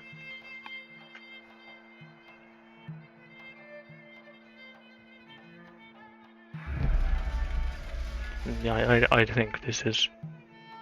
Now the question for Rome is that if they want to push immediately or if they want to spend some time healing their units up. And I think both are completely valid options. Taking the time to heal, either move these units back for a turn, heal them up, and then come back forward. So just stand here until you capture the city, and then spend all of your orders moving these units forward, which seems that he is doing at the moment. Just dealing with the rebels here. And grab the worker on this hill. But yeah, I like this. This is the kind of a heads up play in the, I think in the literal definition, where he, instead of hyper focusing on the fight here, you actually take the time to take a turn off and reinforce. Because this also makes Carthage have to make a really awkward decision in that they retreated their army last turn, and their army is basically in full health, so they don't have the kind of get out of jail free card of just healing every unit and passing turn. But now they kind of have to decide that, do they actually want to go and counter attack these Roman forces here, or will they kind of just sit in place?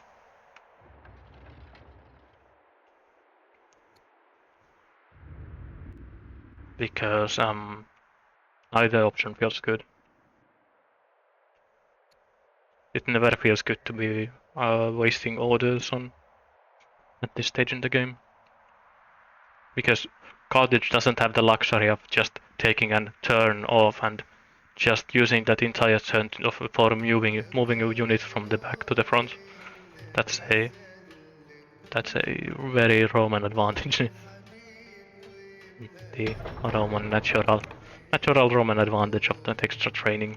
Just kind of, it's pretty common for it to manifest in these late game fights in this way.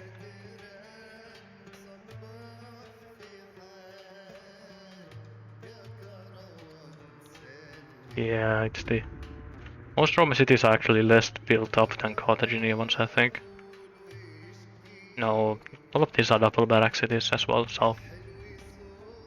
The training should be pretty even between the players that Rome is... no, Rome actually has a decent bit fewer barracks. He hasn't went for double barracks in these statement cities, for example. So Carthage has more barracks, but Rome is still making more training per turn, I assume, from just being Rome. Let's see. Yeah. Because the old king died, and the old king had the huge amount of courage that was bridging the gap between the two players. And does decide to go in. Or the chariot there. The chariot was kind of positioned to die anyways. Never a super nice feeling to lose one though. And this is something that I love to see. I love, after seeing the match between the Scions last match with Auro, I have really grown to appreciate these camel archers because of the insane movement with the range attack. Just lets you do that one damage to a unit that you sometimes need to do. So it's even fine to have it so far back, because when you run into this situation where you are one damage point away from route chaining or killing a unit outright, it's just so nice to have this flexibility of kind of a, how would you say it, like a buffer for mistakes. So just having this one camel archer lets you miscount your combat damage once, and it will fix it at the cost of some orders. And it's not something that is it's not like straight military advantage in that way. It's not like it's not a huge powerful unit or anything. It's not like a legionary that can just kind of walk forward and actually power through and do the killing. or the longbowmen, that is kind of the heart of this Roman army at the moment. But it's just so nice to have one of those in reserve.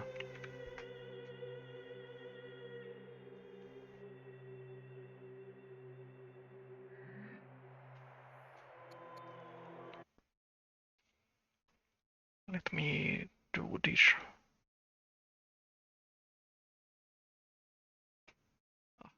No, it's no need.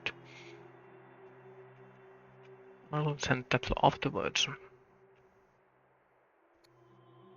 Now there's also the question that if you're Carthage and this wasn't a tournament game, at which point would you consider surrendering? I don't think you would do it here yet, but you might because you see this. So if you're Carthage and you see this force rolling forwards next turn as well, I think you are very close to surrendering at that point. I think it's pretty easy to realize that if Rome brings these forces forwards and sends these downwards to Carthago Nova, there's no way you can hold the city. Absolutely no way you can hold the city. I understand why Anarkos moved these onagers away, because he wants to reposition them back against the city, I assume, and just to move them away so that they don't get route chained by anything weird happening. But I think I would have liked them to keep them set up on these hills, just so that, because you are moving this army away from the city anyways in a couple of turns. So if you leave the onagers here, it's basically impossible for Carthage to actually try to retake the city and come and flank you. Because that's the only thing that can really go wrong for Rome here, is that if he goes for one of the cities here, that's the one of the three options, he can always get crunched and get attacked from the flank by the other cities. But if you have onagers here, it's very difficult for Carthage to actually kind of stage the forces near Athene that he would need to, no matter where Rome goes. But of course, there's always the wisdom of that you should not spread your forces, but concentrate all of them in the same spot as much as you can.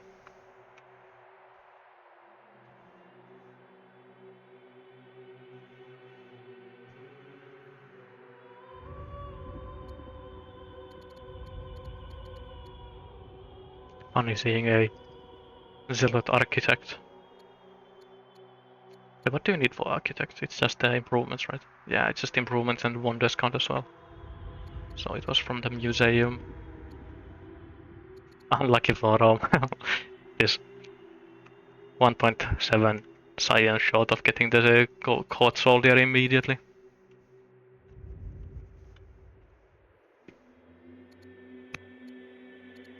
What's the AR? It's really young, so not super helpful here. Interesting. It seems like Rome married a Gaul at some point to see these Gallic kids.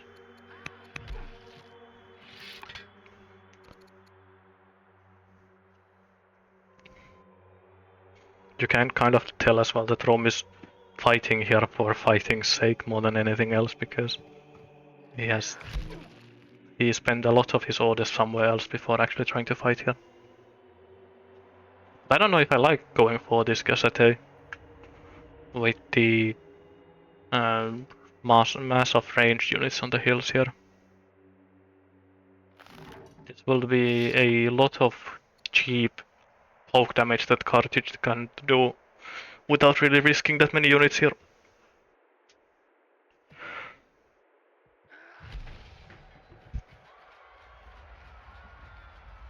But we will have to see.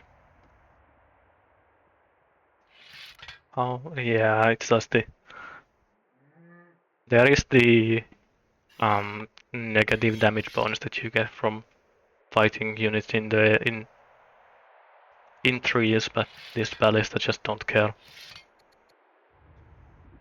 What is a puny minus 50% attack strength for a unit that gets a plus 100% damage bonus. Now this is just mean enlisting against a.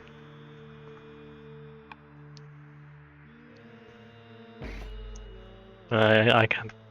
This is it just feels enlisting these tribal mercenaries just feels mean. It's definitely. I don't know if he actually forgot that he clicked that early on, or if that was deliberate, because I think you would rather go for these ballistae or upgraded archers, or basically. Well, on the other hand, I guess this is the strongest unit in the entire Carthaginian army at the moment, because when you don't have to fight into steadfast, the Pierce is this. It's a 6 strength unit with Pierce and this melee with Ranger, so it's actually kind of the perfect unit for fighting in these threes. So maybe I judged Anarkos too harshly for this play. But it's very it's also very difficult for Carthage to get rid of already. If you're just looking at these damage previews, all of these range units do no damage to it. Even this ballista is doing barely any damage to it because of the stacking bonuses from being a Gallic unit. This is in general, these Gazetei are one unit that I've grown to really respect, because when you're playing single player and fighting raging barbs, and the Gauls get these Gazetei on turn 50 or 60 or whenever they start getting them at the first point, there's 6 strength ranger is very difficult to deal with sometimes. It's one of those tribal units that you kind of have to pay real attention to fighting against. Of course, it's much less impactful in these multiplayer games where the tribal strength is much lower. In the case that they only hit the field after the tribes have been basically cleared already. But out of all of their tribal units, I think I have been getting wrecked the most by this Gazetei.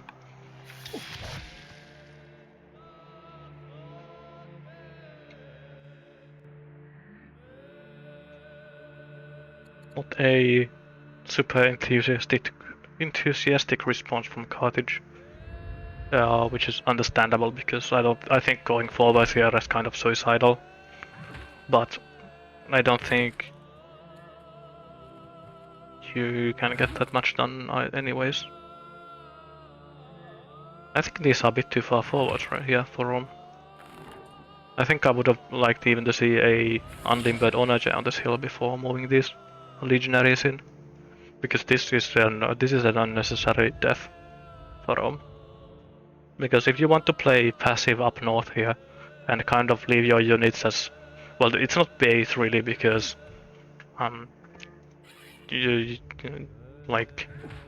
you are really looking to fight here. It's not like you're just purely baiting these Carthaginians in. But if you are kind of positioning passively here, I think you should also position passively back here and leave these so that Carthage can't take these forts to fight you. So even if these legionaries were down here on these forest tiles, or even these open tiles here, it makes it very awkward for Carthage to actually attack into you. But I'm wondering if this just was the Roma's lack of vision kind of causing issues for him here. But so if you look at this, so Carthage here is already kind of in the position where he could barely use all of his orders here, because Rome gave him the opportunity to do so. But if these legionaries were 2 turns further back and this mazeman didn't suicide into the city, there's a good chance that Carthage has to spend this turn without any meaningful military progress, where he kind of just has to spend all of his orders shuffling units around, or spending them with, like, stretching his training to upgrade them. where you are kind of, just by positioning, you could deny him some tempo that he gets by now going for these attacks. Where's this pin? Ah, monastery pin, just nothing too impactful. Clearing rebels.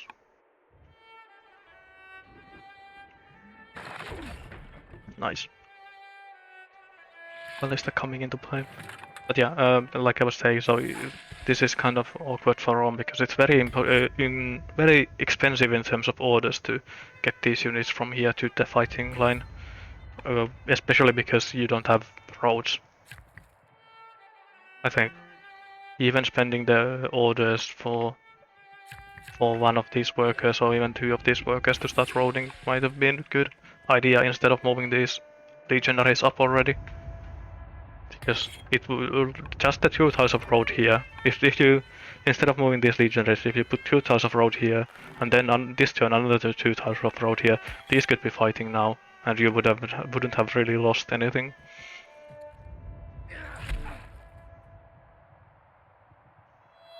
But now instead you've kind of have to fight these fortified Carthaginian units on these forts, and that's not a pleasant time.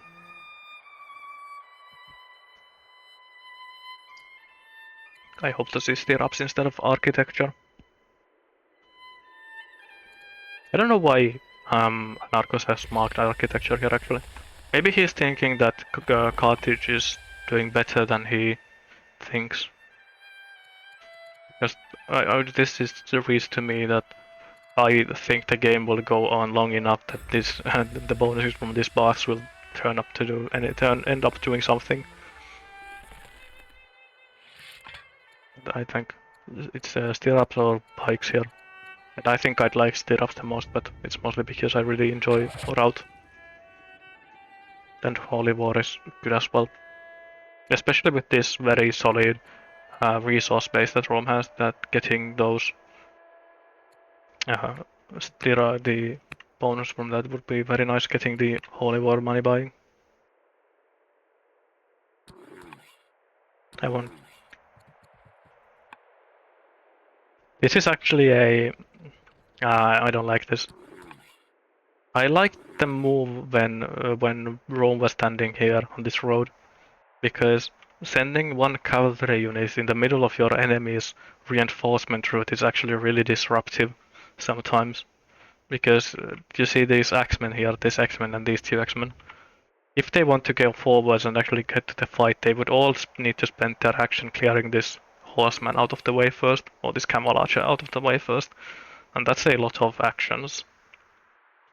And it would mean that the units are pretty far back instead of being near the fight. But I assume that here he wanted to try to pillage each target or something. I don't know why else he would have gone for this far forwards. When this elephant, he could have moved this elephant or this spearman forwards instead.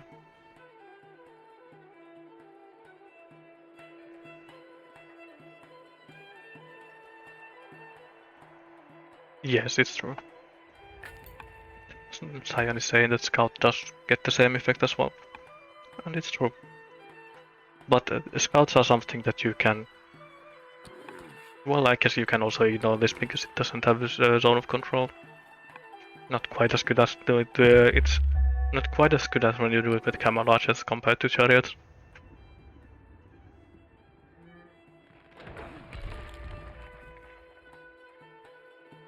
There is a... this is definitely getting close to a conclusion here, I would agree, but especially like this is quite often been a mistake in these games. Oh, sorry, cat alert. There's a cat on my keyboard now, so... Hey! Go. There we go. So, there's been quite a common trend of the players splitting their forces and getting punished for it. But this time it's not quite the same because Rome is splitting their forces, but they are splitting their forces in a way where half of the forces can attack and the other half is not just kind of... Well, they are slowly dying at the moment, but they are healing, so it's not like they are... It's a huge loss in tempo doing this. So he's kind of giving up a momentary chance for Carthage here to get something done. But now that these units are healed, they can start fighting again without Rome needing to spend any orders moving them around or needing to get any more reinforcements or them or anything. So it's kind of a... I like this play, even though it's splitting the forces. Trying to move these units that are fighting near Carthago Nova through this choke point would have been very difficult for Rome to do. But I will have to take a quick bathroom break here. After 2 hours, it's usually a good idea to get out of the chair anyway, so I will be right back.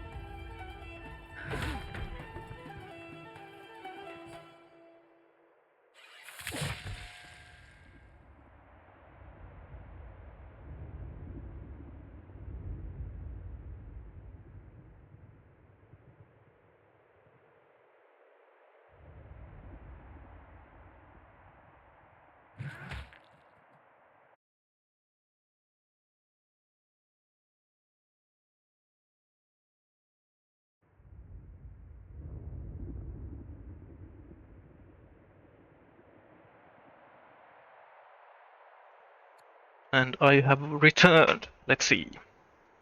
Seems like there were a couple of fights going on here. And the camel did throw these units northwards. But the problem here is that they still can reach. No, actually it was enough. Even with the zealot, it's not quite enough to actually get into the fight anymore. For these units. Now the question is, of course, that if Carthage is running out of military units before he's running out of orders, it's not the hugest deal for him.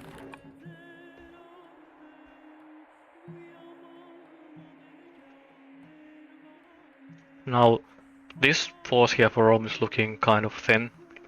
It's looking kind of scary here. But with all of these units being able to come south now as reinforcements, I think it's very scary for Carthage. Especially because Rome has the power to decide here which way he wants to go. If he wants to actually try and clear this ballista, for example, and these last tribal units, or if he wants to go south here again. Actually, where's the King of Carthage? He's on Archer here, I think. One of these archers. No. I was thinking that there's another Geisate here, so I was wondering if it got enlisted again.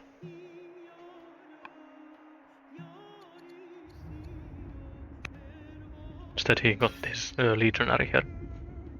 Again, both players are really suffering from this bad family opinion with the champions. But funnily enough, because both players have like 5 cities for their military family, and all of those, that both players have their military family upset, or not even upset, furious, it kind of cancels out where it stops mattering as much. There we go, 1 route. Should be 2 route. Third one is difficult. There we go. Ouch. Getting through that counterattack was painful though.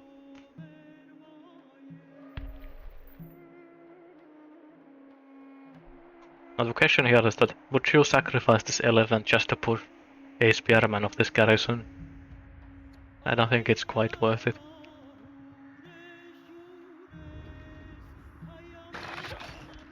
Ah, bit late with that one. Would have been nice a bit earlier.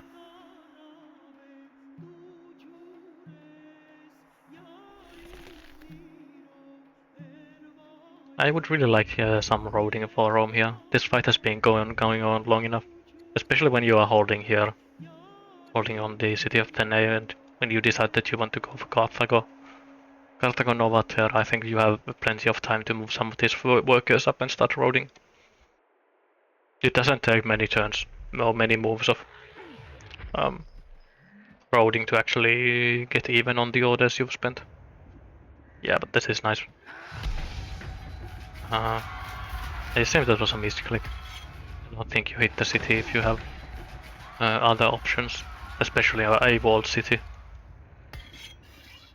You have this focus eagle-eye archer here, because even at 5 strength, just having focus eagle-eye means that this unit can just kind of randomly delete something. The Assyrian special.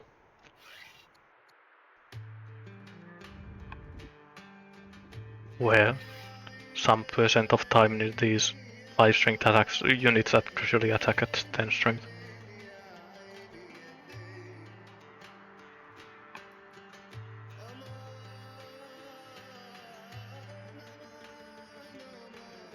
Nothing in the north though. I hope that it's not because Anarkos is hyper focusing on the south. Because no, there we go. Because these are not. It's easy to look at this and think of this being two separate fights here in the north and the south. But for Rome, because his forces are concentrated on this kind of narrow area, this is only one fight. If you want, you could easily move this unit down south and start actually attacking units in Carthago. It's not like you have to split your forces. So instead of going in here in the north, I think I would have liked to even a consolidation here and moving all the forces down south to Carthago Nova instead of splitting here. Because this kind of splitting is where these archers standing on hills can just start getting lots of free value on you. And it's not just like free value in terms of damage that it's difficult to counterattack against, but it's also damage that you don't need to spend many orders on.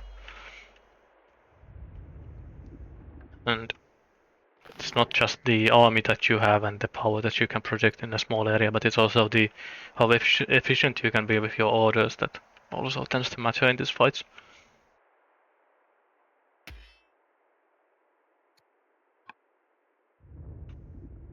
Let's take a look at the military graph.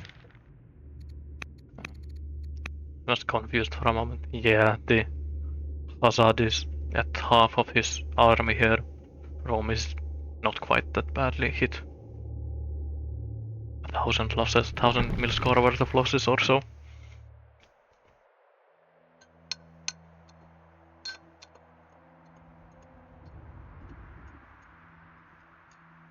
The family opinion for Rome has been getting a tiny bit better, but not hugely. The religion head is happy enough again that he could actually try to convert these families.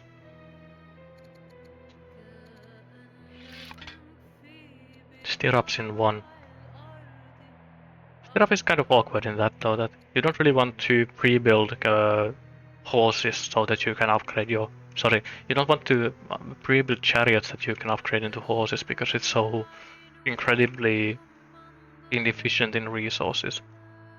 So when you build this 50 food, 50 lumber chariot and immediately upgrade it to a horseman, that costs you an extra 100 food and extra 50 iron. It doesn't feel super nice for a 1 combat strength bonus. It's the one kind of awkward thing with this horseman. Same is true for maces as well though, that it doesn't feel nice upgrading your access to maces most of the time. very... You end up paying a lot for that one extra point of combat strength.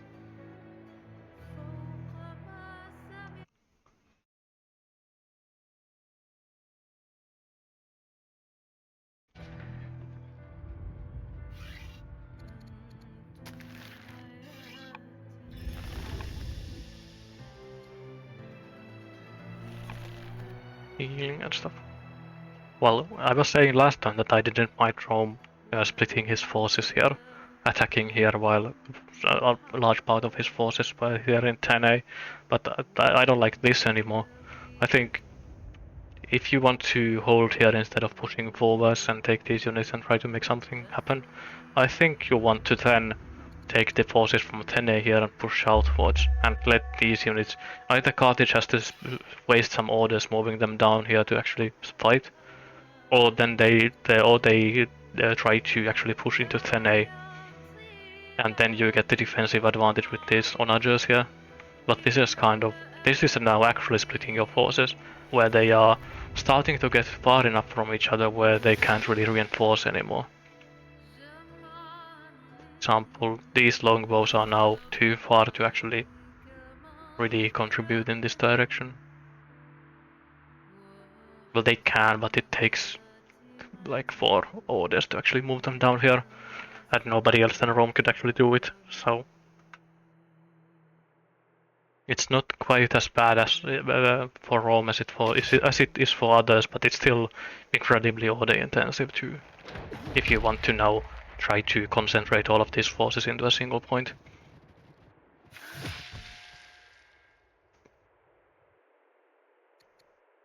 So I would not be surprised if there's now a couple of turns where Carthage will end up being able to kill more Roman units than Romans will be able to kill Carthaginians.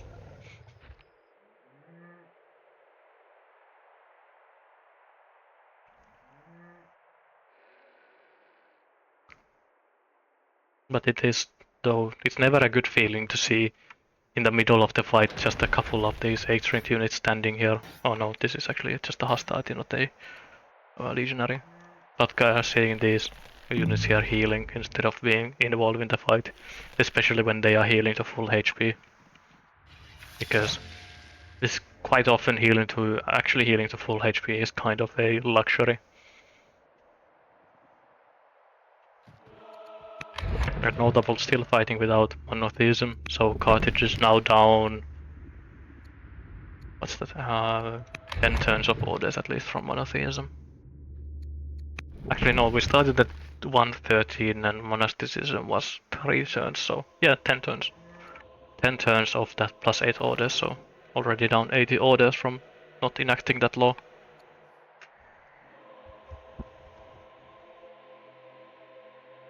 Again, it's easy to say when you are spectating here that you should have gone for it, but I also understand that it's very hard to pass up on those zealot enlistments when you can get them. It's just, I think getting those extra 8 orders per turn would have been basically priceless at this point. Because with those 8 orders, these units would have been in the front. These would have been on the front line already, so that means that you can move this unit to the front line now. Just the cascading effects of those extra orders is so valuable.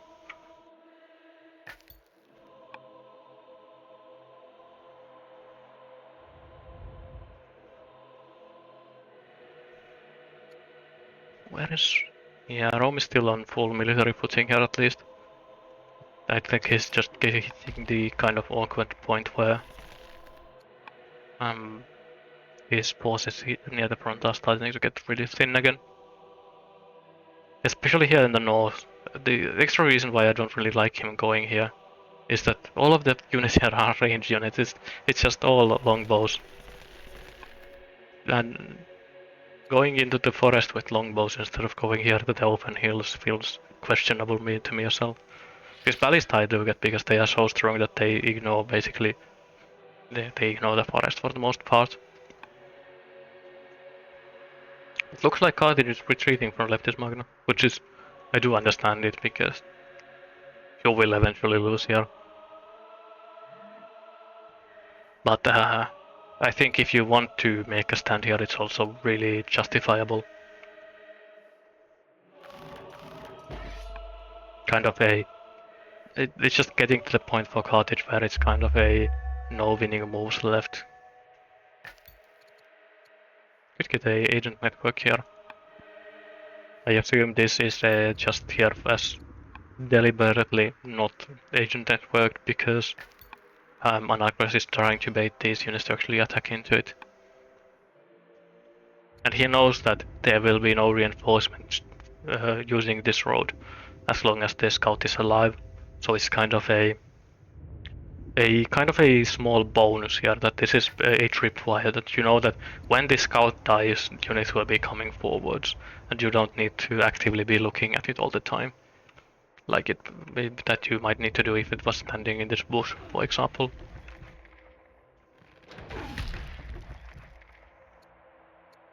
Rome lost 4 units, but nothing really big. The ballista is kind of unfortunate.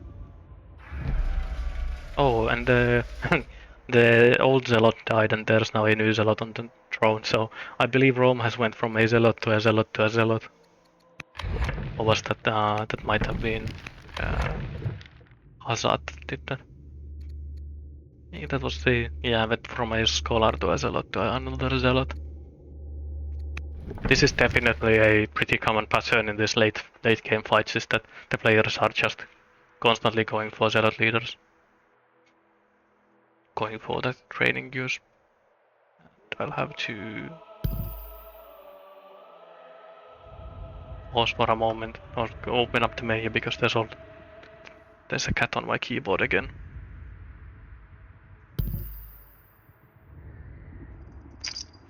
I'm not sure if you can actually hear her purring in my face.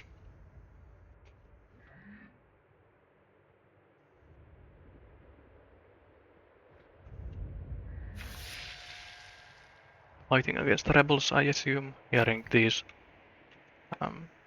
hearing the sounds of units dying.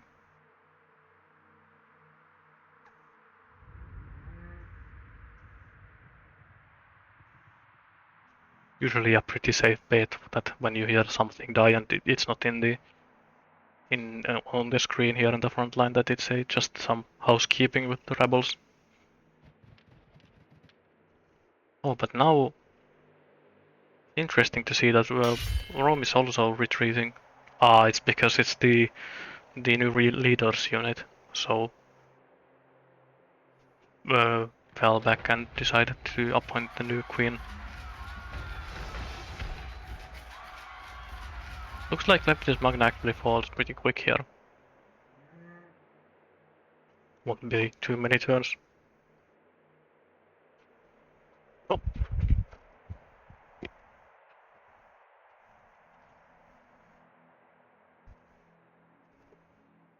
But it's not the easy decision for Rome to make here, anyways, to decide to which way he wants to go.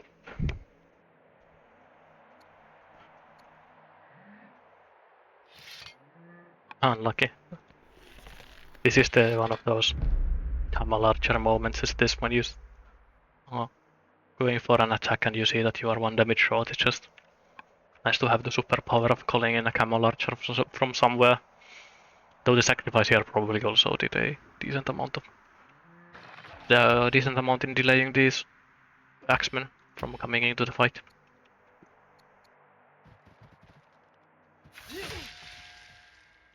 Now, the bad part for Carthage here is that all of the forts are now unmanned, so there's still the river here, so it's not there's still some sort of a barrier here, but this river is definitely the second line, so the 3 fortified units here are gone, which were a considerable part of Carthage's actual strength.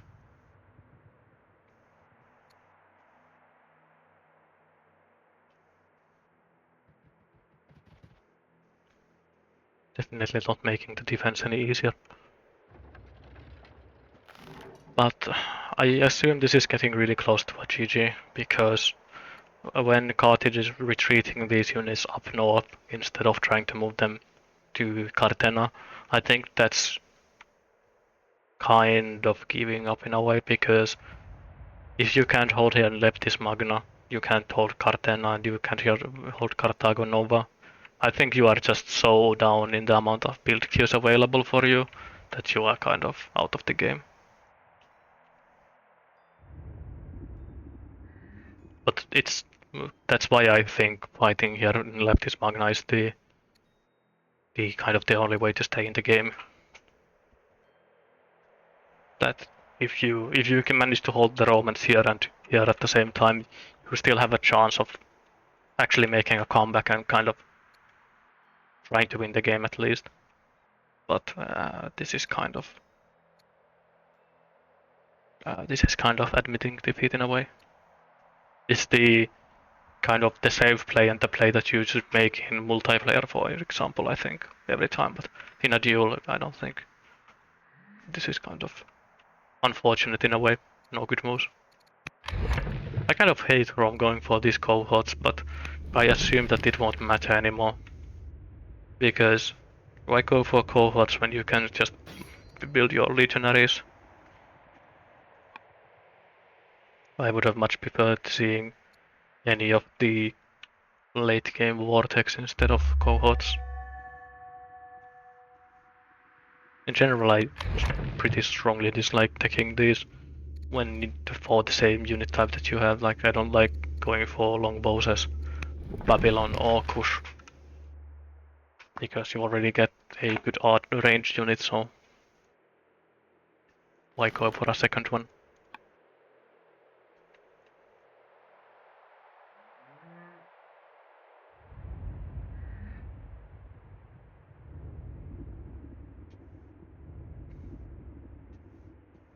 Pondering still has some fight in him though.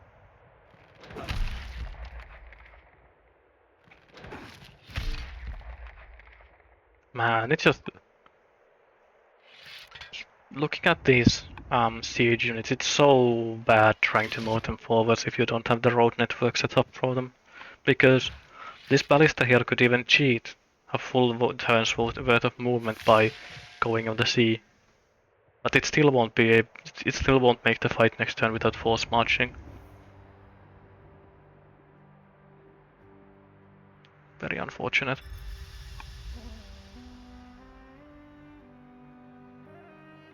Did get another enlist here on the legionary. So it's been a very valiant fight from Hazard here. Very scrappy. Now that the armies are kind of split up, then the fighting is actually start to slow down, so we can see that, yeah, when we started today's session, I believe Anarkos was at 20 something units killed, and Hazard was at 10-ish, less than 20 anyways. So both players have gotten close to 100 kills during this one session here, and I assume the losses will be very close as well. If we look at the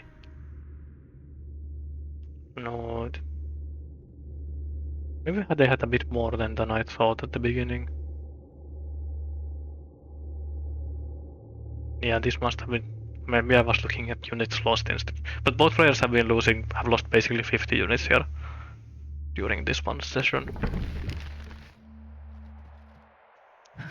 Yeah, these are kind of force marching axemen to hit on a jet that won't even die. Seems like a desperation play to me. No, he still has this action to kill it.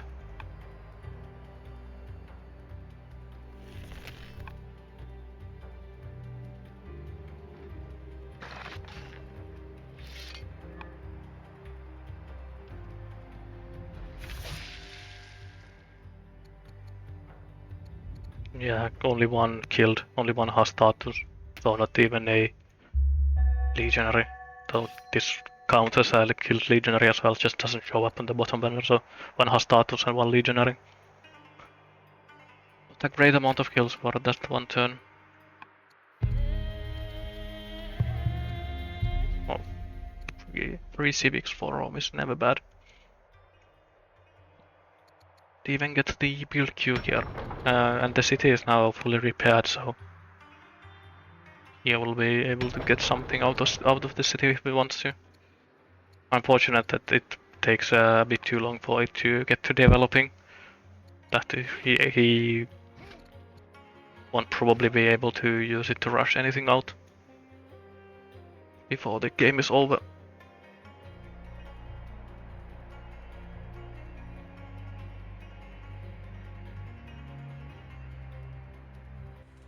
It's funny how when you actually capture a city, it's kind of where until you actually spend the turns capturing it, it doesn't do anything, and then until you actually can get it repaired to full strength, and it also kind of doesn't do anything for the next 4 or 5 turns, or how long it takes for you to repair it.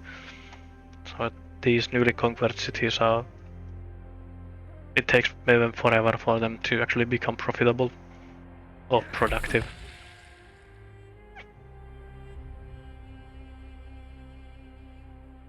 I wonder where it actually is getting all of its culture from.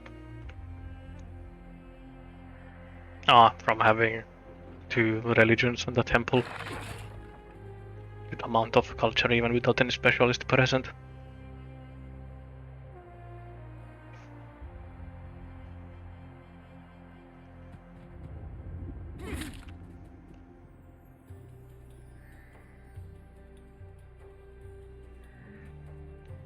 Seems like this is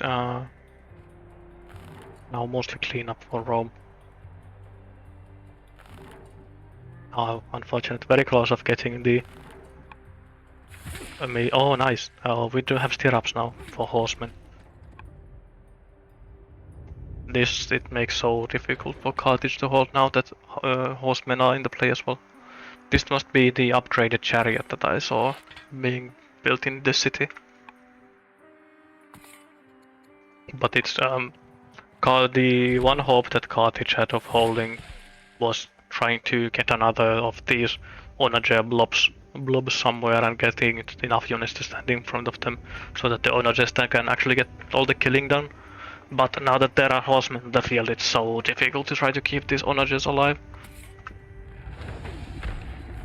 Even with these weakened horsemen from having an unhappy family are still really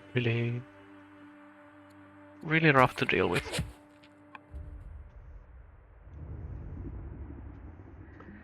But I think this game really was defined by that one turn here where Rome managed to get the 9 or 8 onager route chain with those 2, the stolen elephant and the chariot.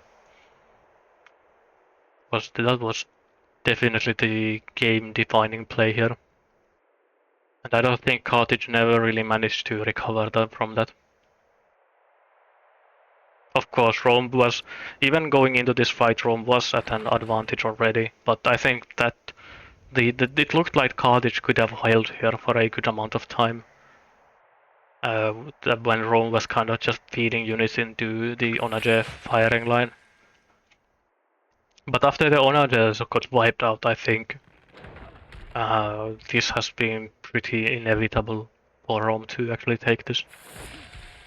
Especially when the Anarkos definitely has seemed to have learned from his loss in his first tournament game and has just gotten a really strong resource base.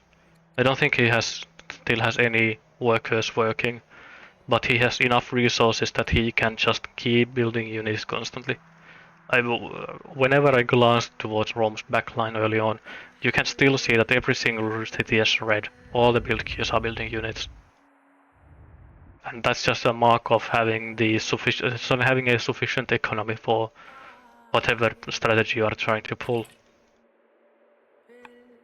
And it's not easy to get enough resources to sustain just these legionaries. And you can see that even with plus 200 iron, or basically plus 200 iron for Rome, he's still constantly at 0, or at the 1 turn's income. Zeroing out the bank. But this feels like a killing blow here, with this getting 8 kills. when you are fighting on two fronts and you are winning both of those fights again when you are rather when you are attacking on two fronts and you are winning both of those fights, I think the game is pretty decidedly over here.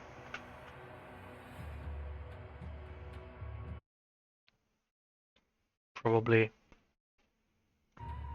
it was a valiant defense from Hazard and some good strategic play and good enough tactics. I don't think this game was really lost on tactics aside from that one turn, and even that one turn was less about the tactics themselves and more about not having spearmen, which is a strategic choice rather than a tactical choice. Not really a huge amount that you can do when you need to concentrate all of your power in this area anyways, and you don't have a spearman. But it's also a very heads-up play from Anarkos on first going for the enlist on that unit on the elephant, and then actually utilizing that elephant for the great route chain. So one of the most impressive plays I've seen this far in this tournament. Now I just need to. I have given enough praise for Anarkos that I can say that I still don't like the cohorts pick. What must he like? Just grab metaphysics and then go for the infantry square or something. Military score for Carthage will not look good. Yeah, 724. Same combat strength as he was 60 turns ago.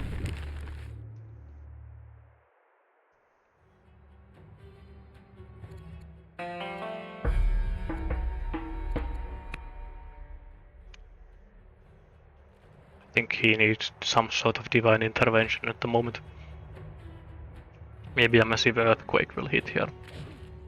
Or a even better sandstorm. These lush grasslands.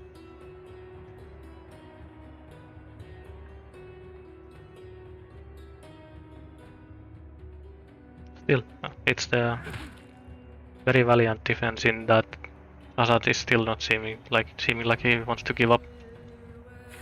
Trying to kill the units that he can kill. I assume that he is now waiting for these two cities to fall and then he will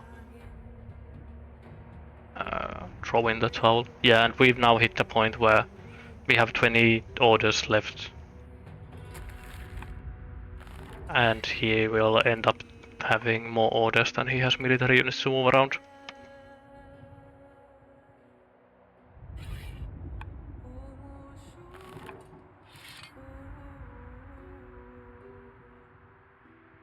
Well, probably not quite.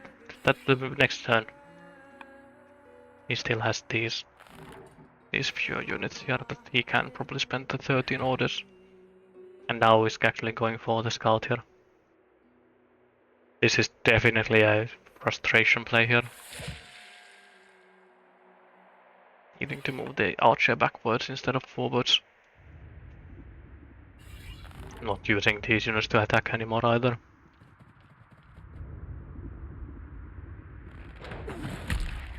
Oh, did actually have... Ah, there we go. Unfortunately got the crit on the unit that was already kind of dead. Was overkilling here. Scout, a horseman, and a legionary.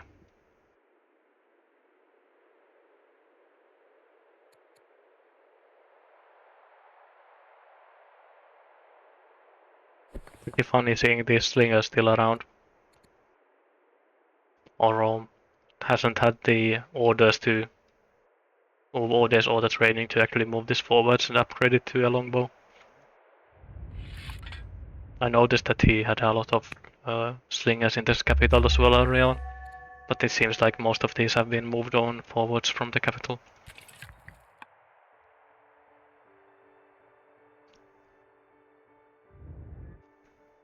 So I think Leptis Magna can hold a couple of turns. It has enough units again, and Rome is definitely prioritizing the south for reinforcements.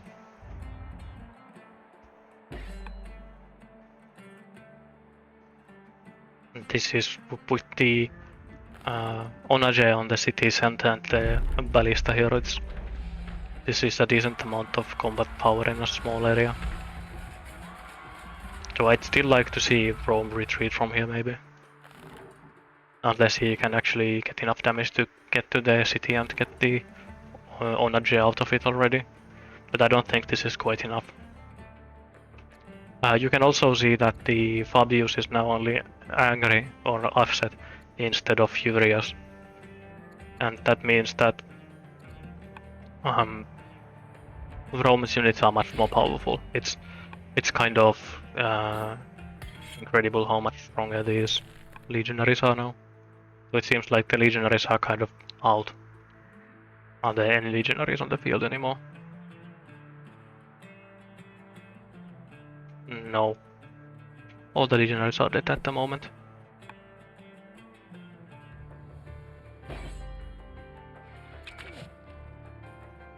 But these longbowmen, for example, are as a champion longbow. Instead of being 6.4, they are now 7.6.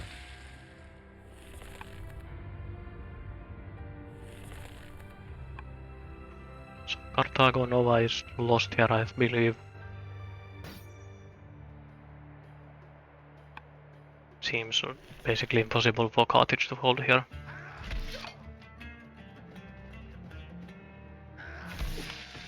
Yeah. There we go. Even smacking the city center. I'd like to see this ballista get cleared out here. If Rome can just get the orders to do that, because this is the most dangerous unit on the field at the moment. This one and this ballista as well, but this ballista is more out of position than this one. I guess Rome's positioning is such that it's difficult for this ballista to get a jackpot. Double cleave is still bad, but it's not a triple cleave. Still bombarding here. Bombarding I do understand, because you already have set up these onages and moving them away is kind of pain. Kind of a pain, but... Oh, there we go. That's nice. I'm surprised that it did so much damage to the... Yeah, I guess it's just because of having a Highlander. Highlander and losing some of the negative opinion from the family means that you actually start doing a lot of damage. Gets you those full numbers up. There we go. I'm surprised that he actually managed to get the city here in one turn. Maybe I was too... I probably also got too used to these units fighting at Furious opinion that I kind of internalized the combat math working in Carthage's favor. Because now these longbowmen that used to take 3 turns to kill units can actually kill them in 2. And that's just so much more damage. When you need to only take 2 actions to kill a unit instead of 3 actions, it saves you so many orders in terms of movement. Lets you take more efficient tiles, for extent, then attack from those tiles without spending that much movement, so... Very nice for Rome.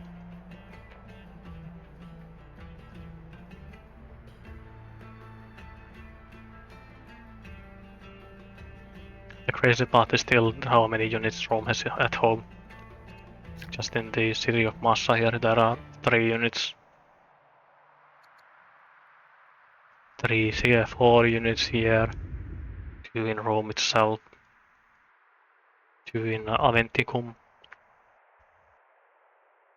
And now also that Rome has dealt with the negative opinion of his families, he can actually take these units and move them forwards. Was this that a visual thing, or did I do this correctly? No, this is funny. I was wondering if I was seeing things, but the Roman statesman family is following Carthaginian paganism. That's not something that you see every day.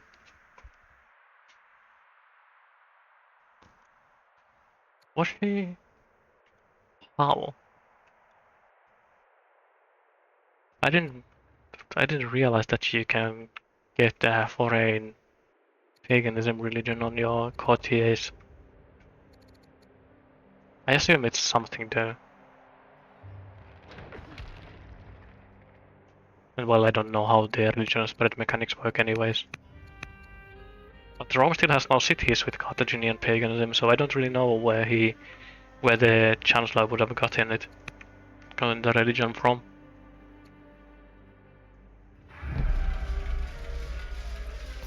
Yeah, this is a last stand here near Utica.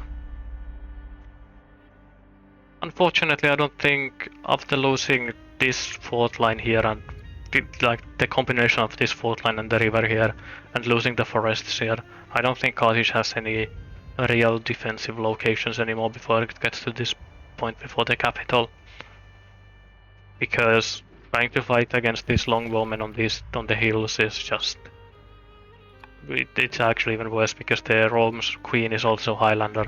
So trying to fight these longbowmen on hills is just kind of suicidal.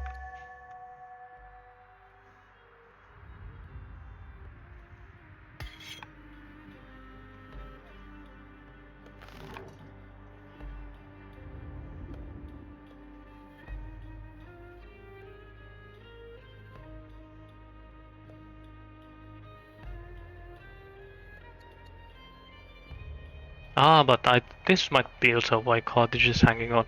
I didn't realize that they started building the Colosseum at some point. Must be here somewhere in the capital. Yeah.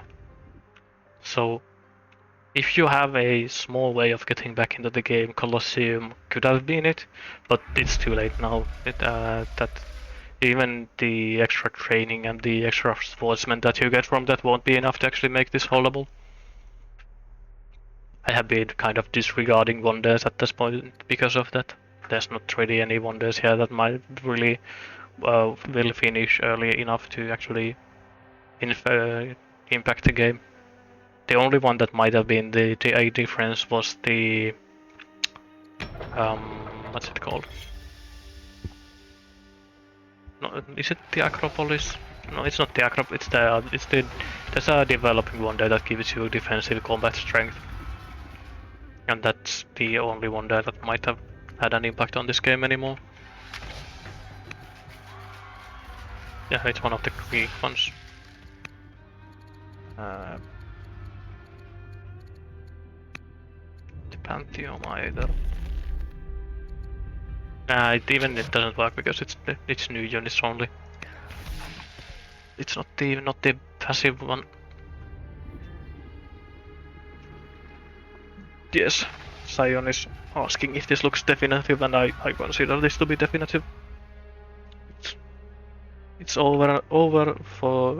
been over for a couple of turns, I think already, but I understand Hazard staging a defense of the city of Leptis Magnant and here on the river, because these are the best places to fight for him. So it's not just that he is losing these cities, but he has also lost the best places to fight against this Roman army. Because this Roman army is mostly longbows now.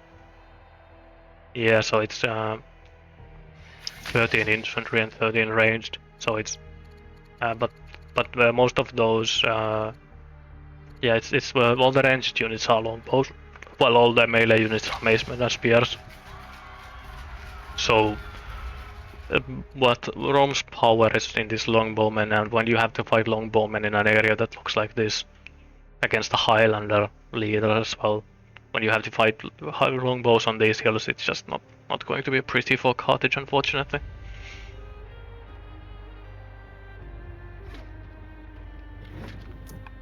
Yeah, with these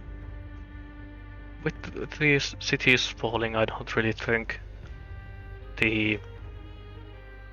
even if Carthage manages to pull some sort of a miracle and actually defeat the Roman army on the field, the problem is that he doesn't have the build queues anymore to actually contest Rome. That Rome could just start even put these 5 cities maybe on military production and just start building whatever in his core, and he would still have so many more military units on the field all the time that Carthage would just lose to that.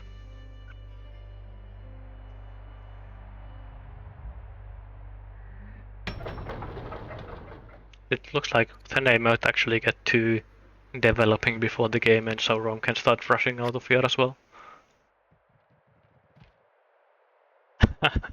Okay, very reasonable, understandable reason to actually prolong the game for a bit.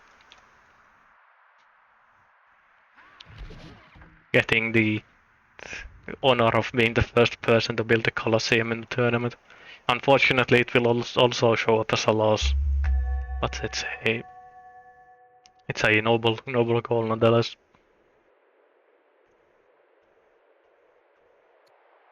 I think Rome had a good timing on the attack as well, because I believe Rome went in very close. Might have been the turn before the German aqueduct, sorry, not the German, but the Ishtar Gate finished.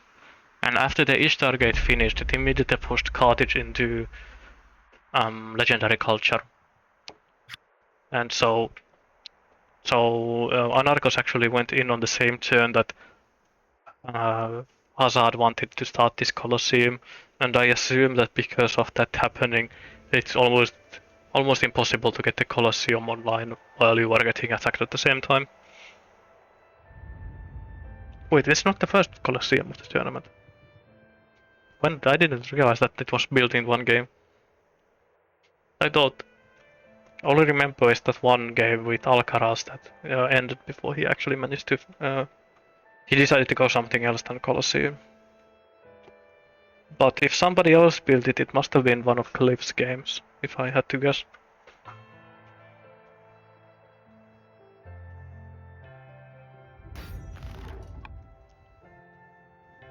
I haven't been watching every game, but I have been watching most of them, so I thought I would have noticed the Colosseum.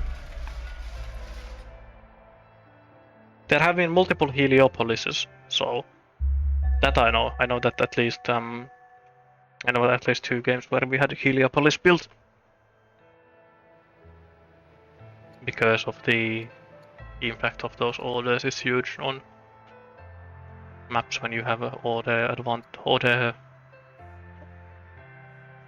when you are really constrained on orders. This is also one thing that the players were very good at this game, is that they both have a very high order incomes for considering the... Well, not really considering the turn count, but they have just in general very high order counts. They have been very diligent about building these strongholds and citadels everywhere. It's not like one of those games where the players are doing otherwise doing fine, but then late game are really hampered by the lack of orders. Of course, Carthage again is probably still not running. It's still not running monotheism, which I would have liked to see 20 turns ago, 15 turns ago, but it's kind of a sunk cost fallacy when you start enlisting and then never manage to save up enough of those civics to actually get your laws up. But it's difficult to say no to the tempo that you get from enlisting. But this is we're just taking the kind of the ending ceremony here, waiting for the players to finish the Colosseum before the game is actually over. So I will actually mark this game as completed here for my own notes.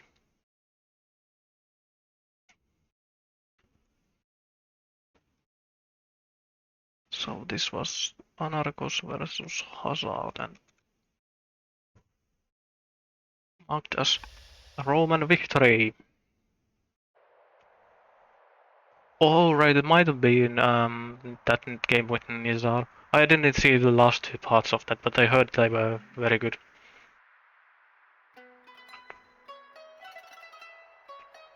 That was a very nice game. Oh, I think I caught the first 3 sessions of that one, and there were some very nice inland sea plays.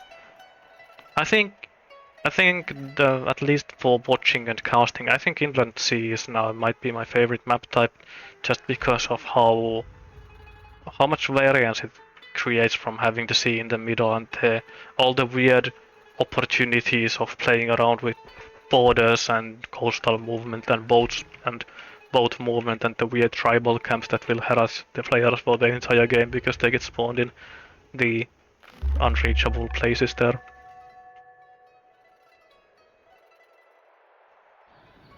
Oh yes.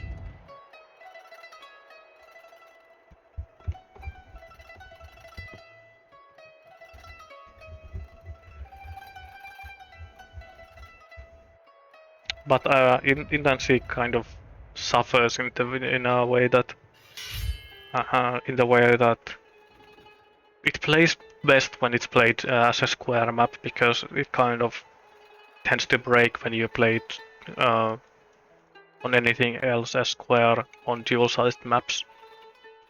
So it's probably it doesn't really benefit from the tournament format in that it's probably the most suitable for those like 4-player games on tiny maps or small maps even.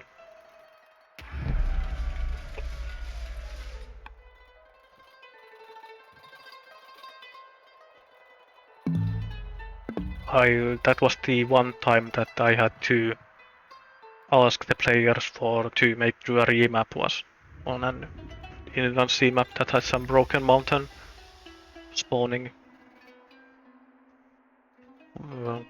Was a game where the players could only reach 3 sites total, I believe.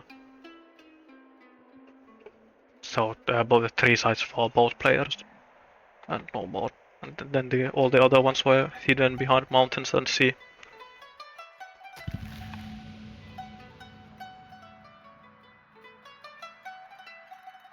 But when we have gotten these reasonable map generations from Inland Sea, I think those matches have been my favorite as well.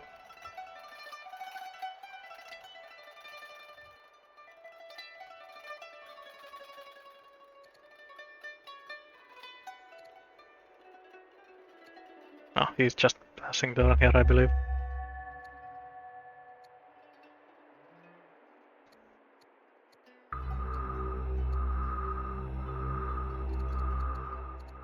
We should sometimes take a look at those exploration events in more detail, see what they actually do. I just remember a lot of them being really good and requiring exploration to trigger at all or to select the best opinion or the best option of them.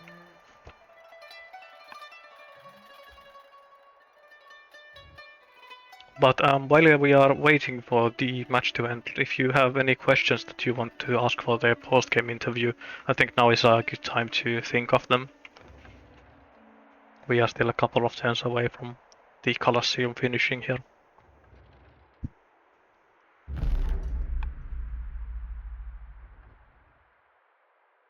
It's a bit of a shame that I wasn't here for the previous session, because I think the build-up here that Anarkos did must have been the kind of the highlight of this game. Because when I started from 120, 113, I believe the session started on turn 113.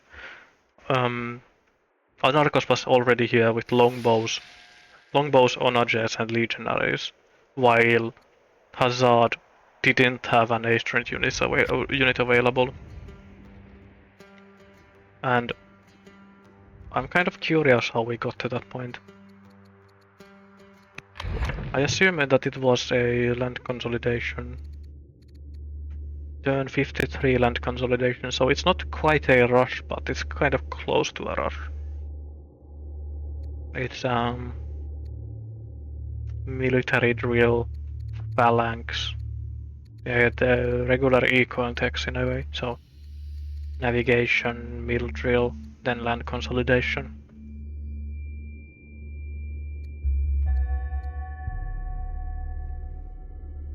So it's not really a rush at that point anymore.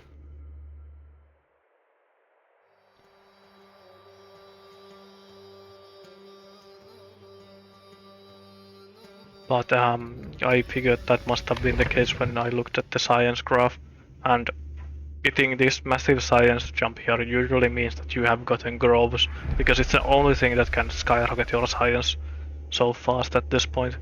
Monasteries can come to a can come close, but they won't be this big of a jump. It's just this. Plus 20 science is usually, or plus 30 science usually means that it was a good land consolidation game.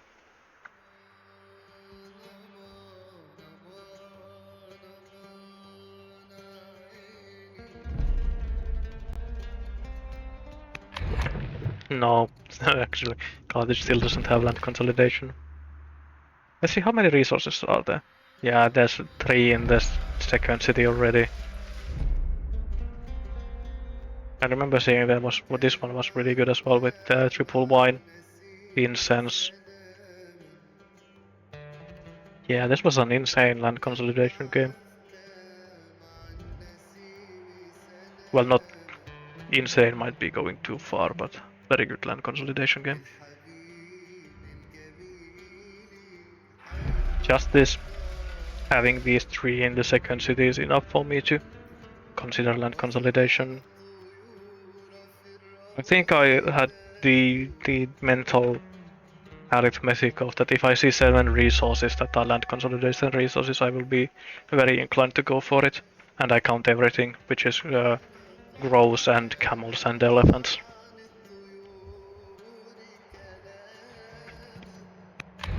So what did Hazard go then? If he didn't go for land con, he went for divination. Turn 1 police. Interesting. That's not something that you see that often. Oh, is this? No, it's broken again. Then just swap.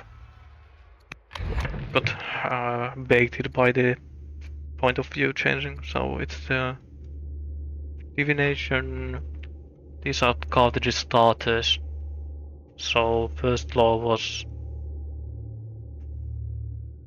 administration, I think. Admin, ironworking, navigation, police. Yeah, he just went all the kind of more unfocused in a way, going for the 30. Oh, but this is also something. Going with, when you start with divination, I don't think you can really delay your stone cutting this much. Getting this stone cutting on turn 35 is super late for stone cutting. And then stone cutting in polish. So it's just that the first tech that Hazard got that gives him any amount of science is military drill on turn 39. And even when he got military drill, he had only just gotten stone cutting, so he probably didn't have the resources to actually get barracks up and to get the specialist onto them. While on 39, Rome was still also kind of far from getting any science from anything. So there must have been a small jump in science here somewhere. Or was it that Hazard was super slow in building those barracks and then the officers on those barracks? Because if you get a military drill here on 39, if you immediately build those barracks and put specialists on them, I think you would have jumped way higher than just 40 something.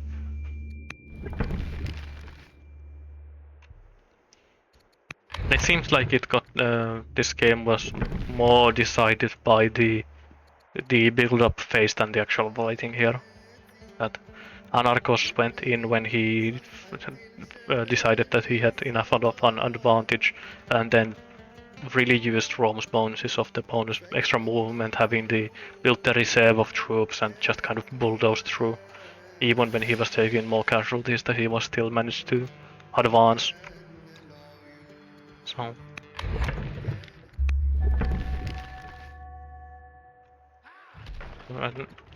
nicely played from him.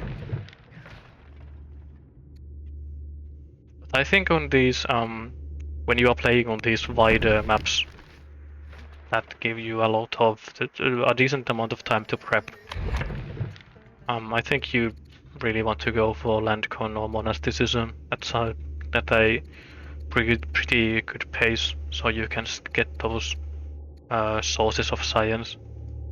Because there's the military drill and drama can also work as science techs in a way, but those require specialists, and specialists aren't free when you are expanding, because when all your cities are pumping out settlers and workers, you won't be growing citizens. So it's not something that it's kind of delayed, that science that you can get from those specialists compared to the monasteries and groves especially. And of course the spicy science choices, getting portcullis for the spy master and spy networks. But I believe spy networks have been tuned down multiple times over the years, so that they aren't the best way of getting science anymore. They used to be back in the olden days.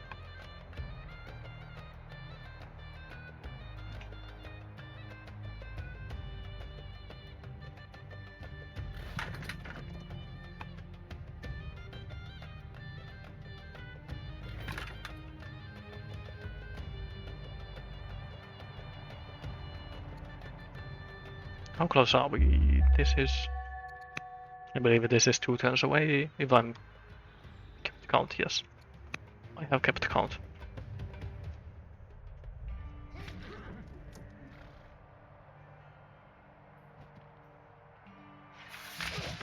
Man, it's just... Once the negative Furious family went away from these longbows, they are just destroying everything now. So, I think it was... it's not an easy decision to make to go in for a full-out attack when you have a Furious family on your main military family.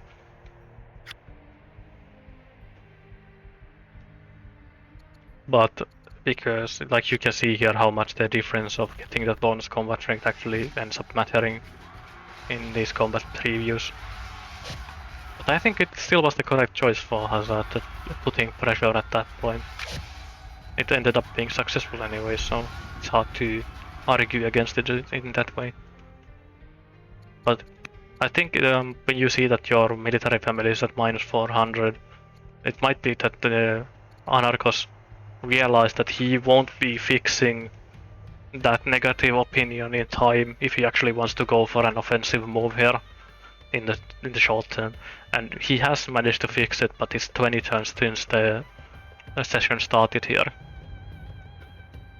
So I think if he had waited until 125 or whenever it was when he actually finished fixing the family opinion, I think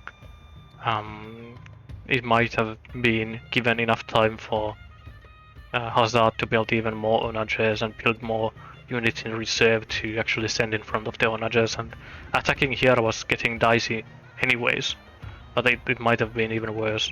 It's kind of difficult to confirm anyways, because it's alternate history at this point. But it's definitely not an easy decision to make to go in here. So I have to give props for Anarkos for that.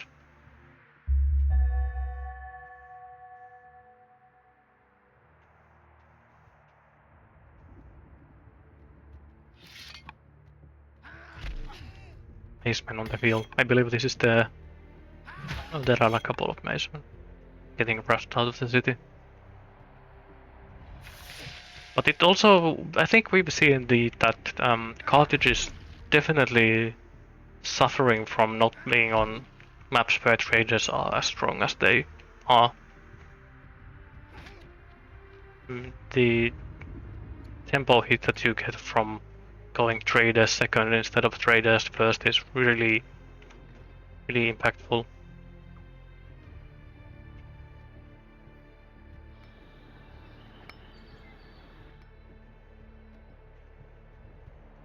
So.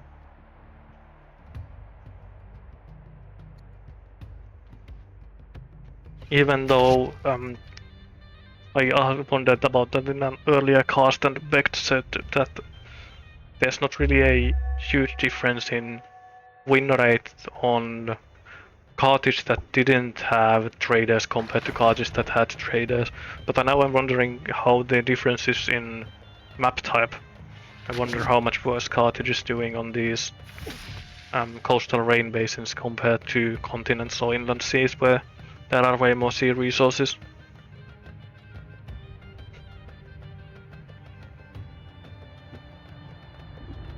Because, well, for cartridge it's not the end of the world if you go something else than traders. But it feels just that there's basically two types of cartridge games, and they are ones where you go traders first and ones that you go something else than traders first. In terms of the explosiveness of the start, and the explosive start tends to snowball pretty hard. But cartridge gets the good, basically all the good early game cheating families anyways, with the Didonians getting those extra civics as well, and the free scout, free and free worker from artisans. So you get it's very hard to get a low tempo start as cartridge anyways, just because of those free things that the families give you.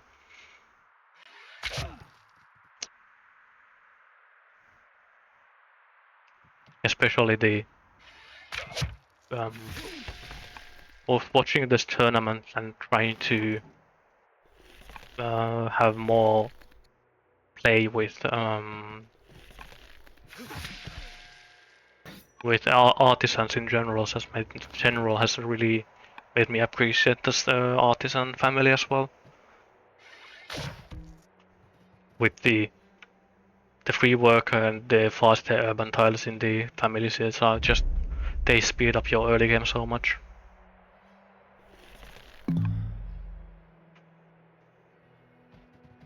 I think it's very difficult to actually try to contest religion as well if you have artisans, because of those faster building shrines make it so that you pretty rarely go artisans on your first seat, but it means that your second family seat tends to have the shrine up before anything else, before anybody else.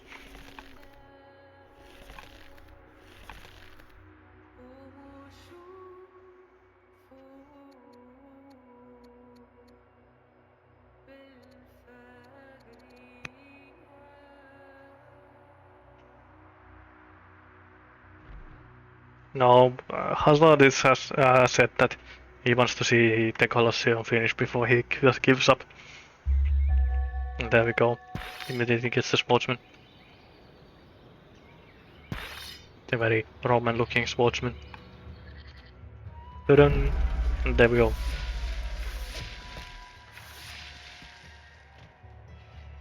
And I assume this is the AI taking its turn, because it was so incredibly fast.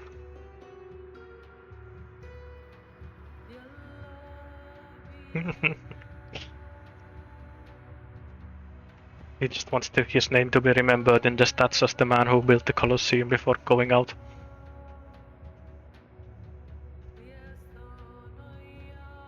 So I have been in podcast mode for quite a bit here. Notable, did not end up adopting monotheism until the game ended. Lost connection to server. I'll actually take a save of this. Yeah. Anarkos. And I'll do my usual things that I will take my stream down for a second, and I'll go live online. I'll go live again once the players are ready with the post-game interview, just so that it's easier for me that I don't need to do any editing that way. So thank you all for watching, and I'll see you in a couple of minutes, hopefully.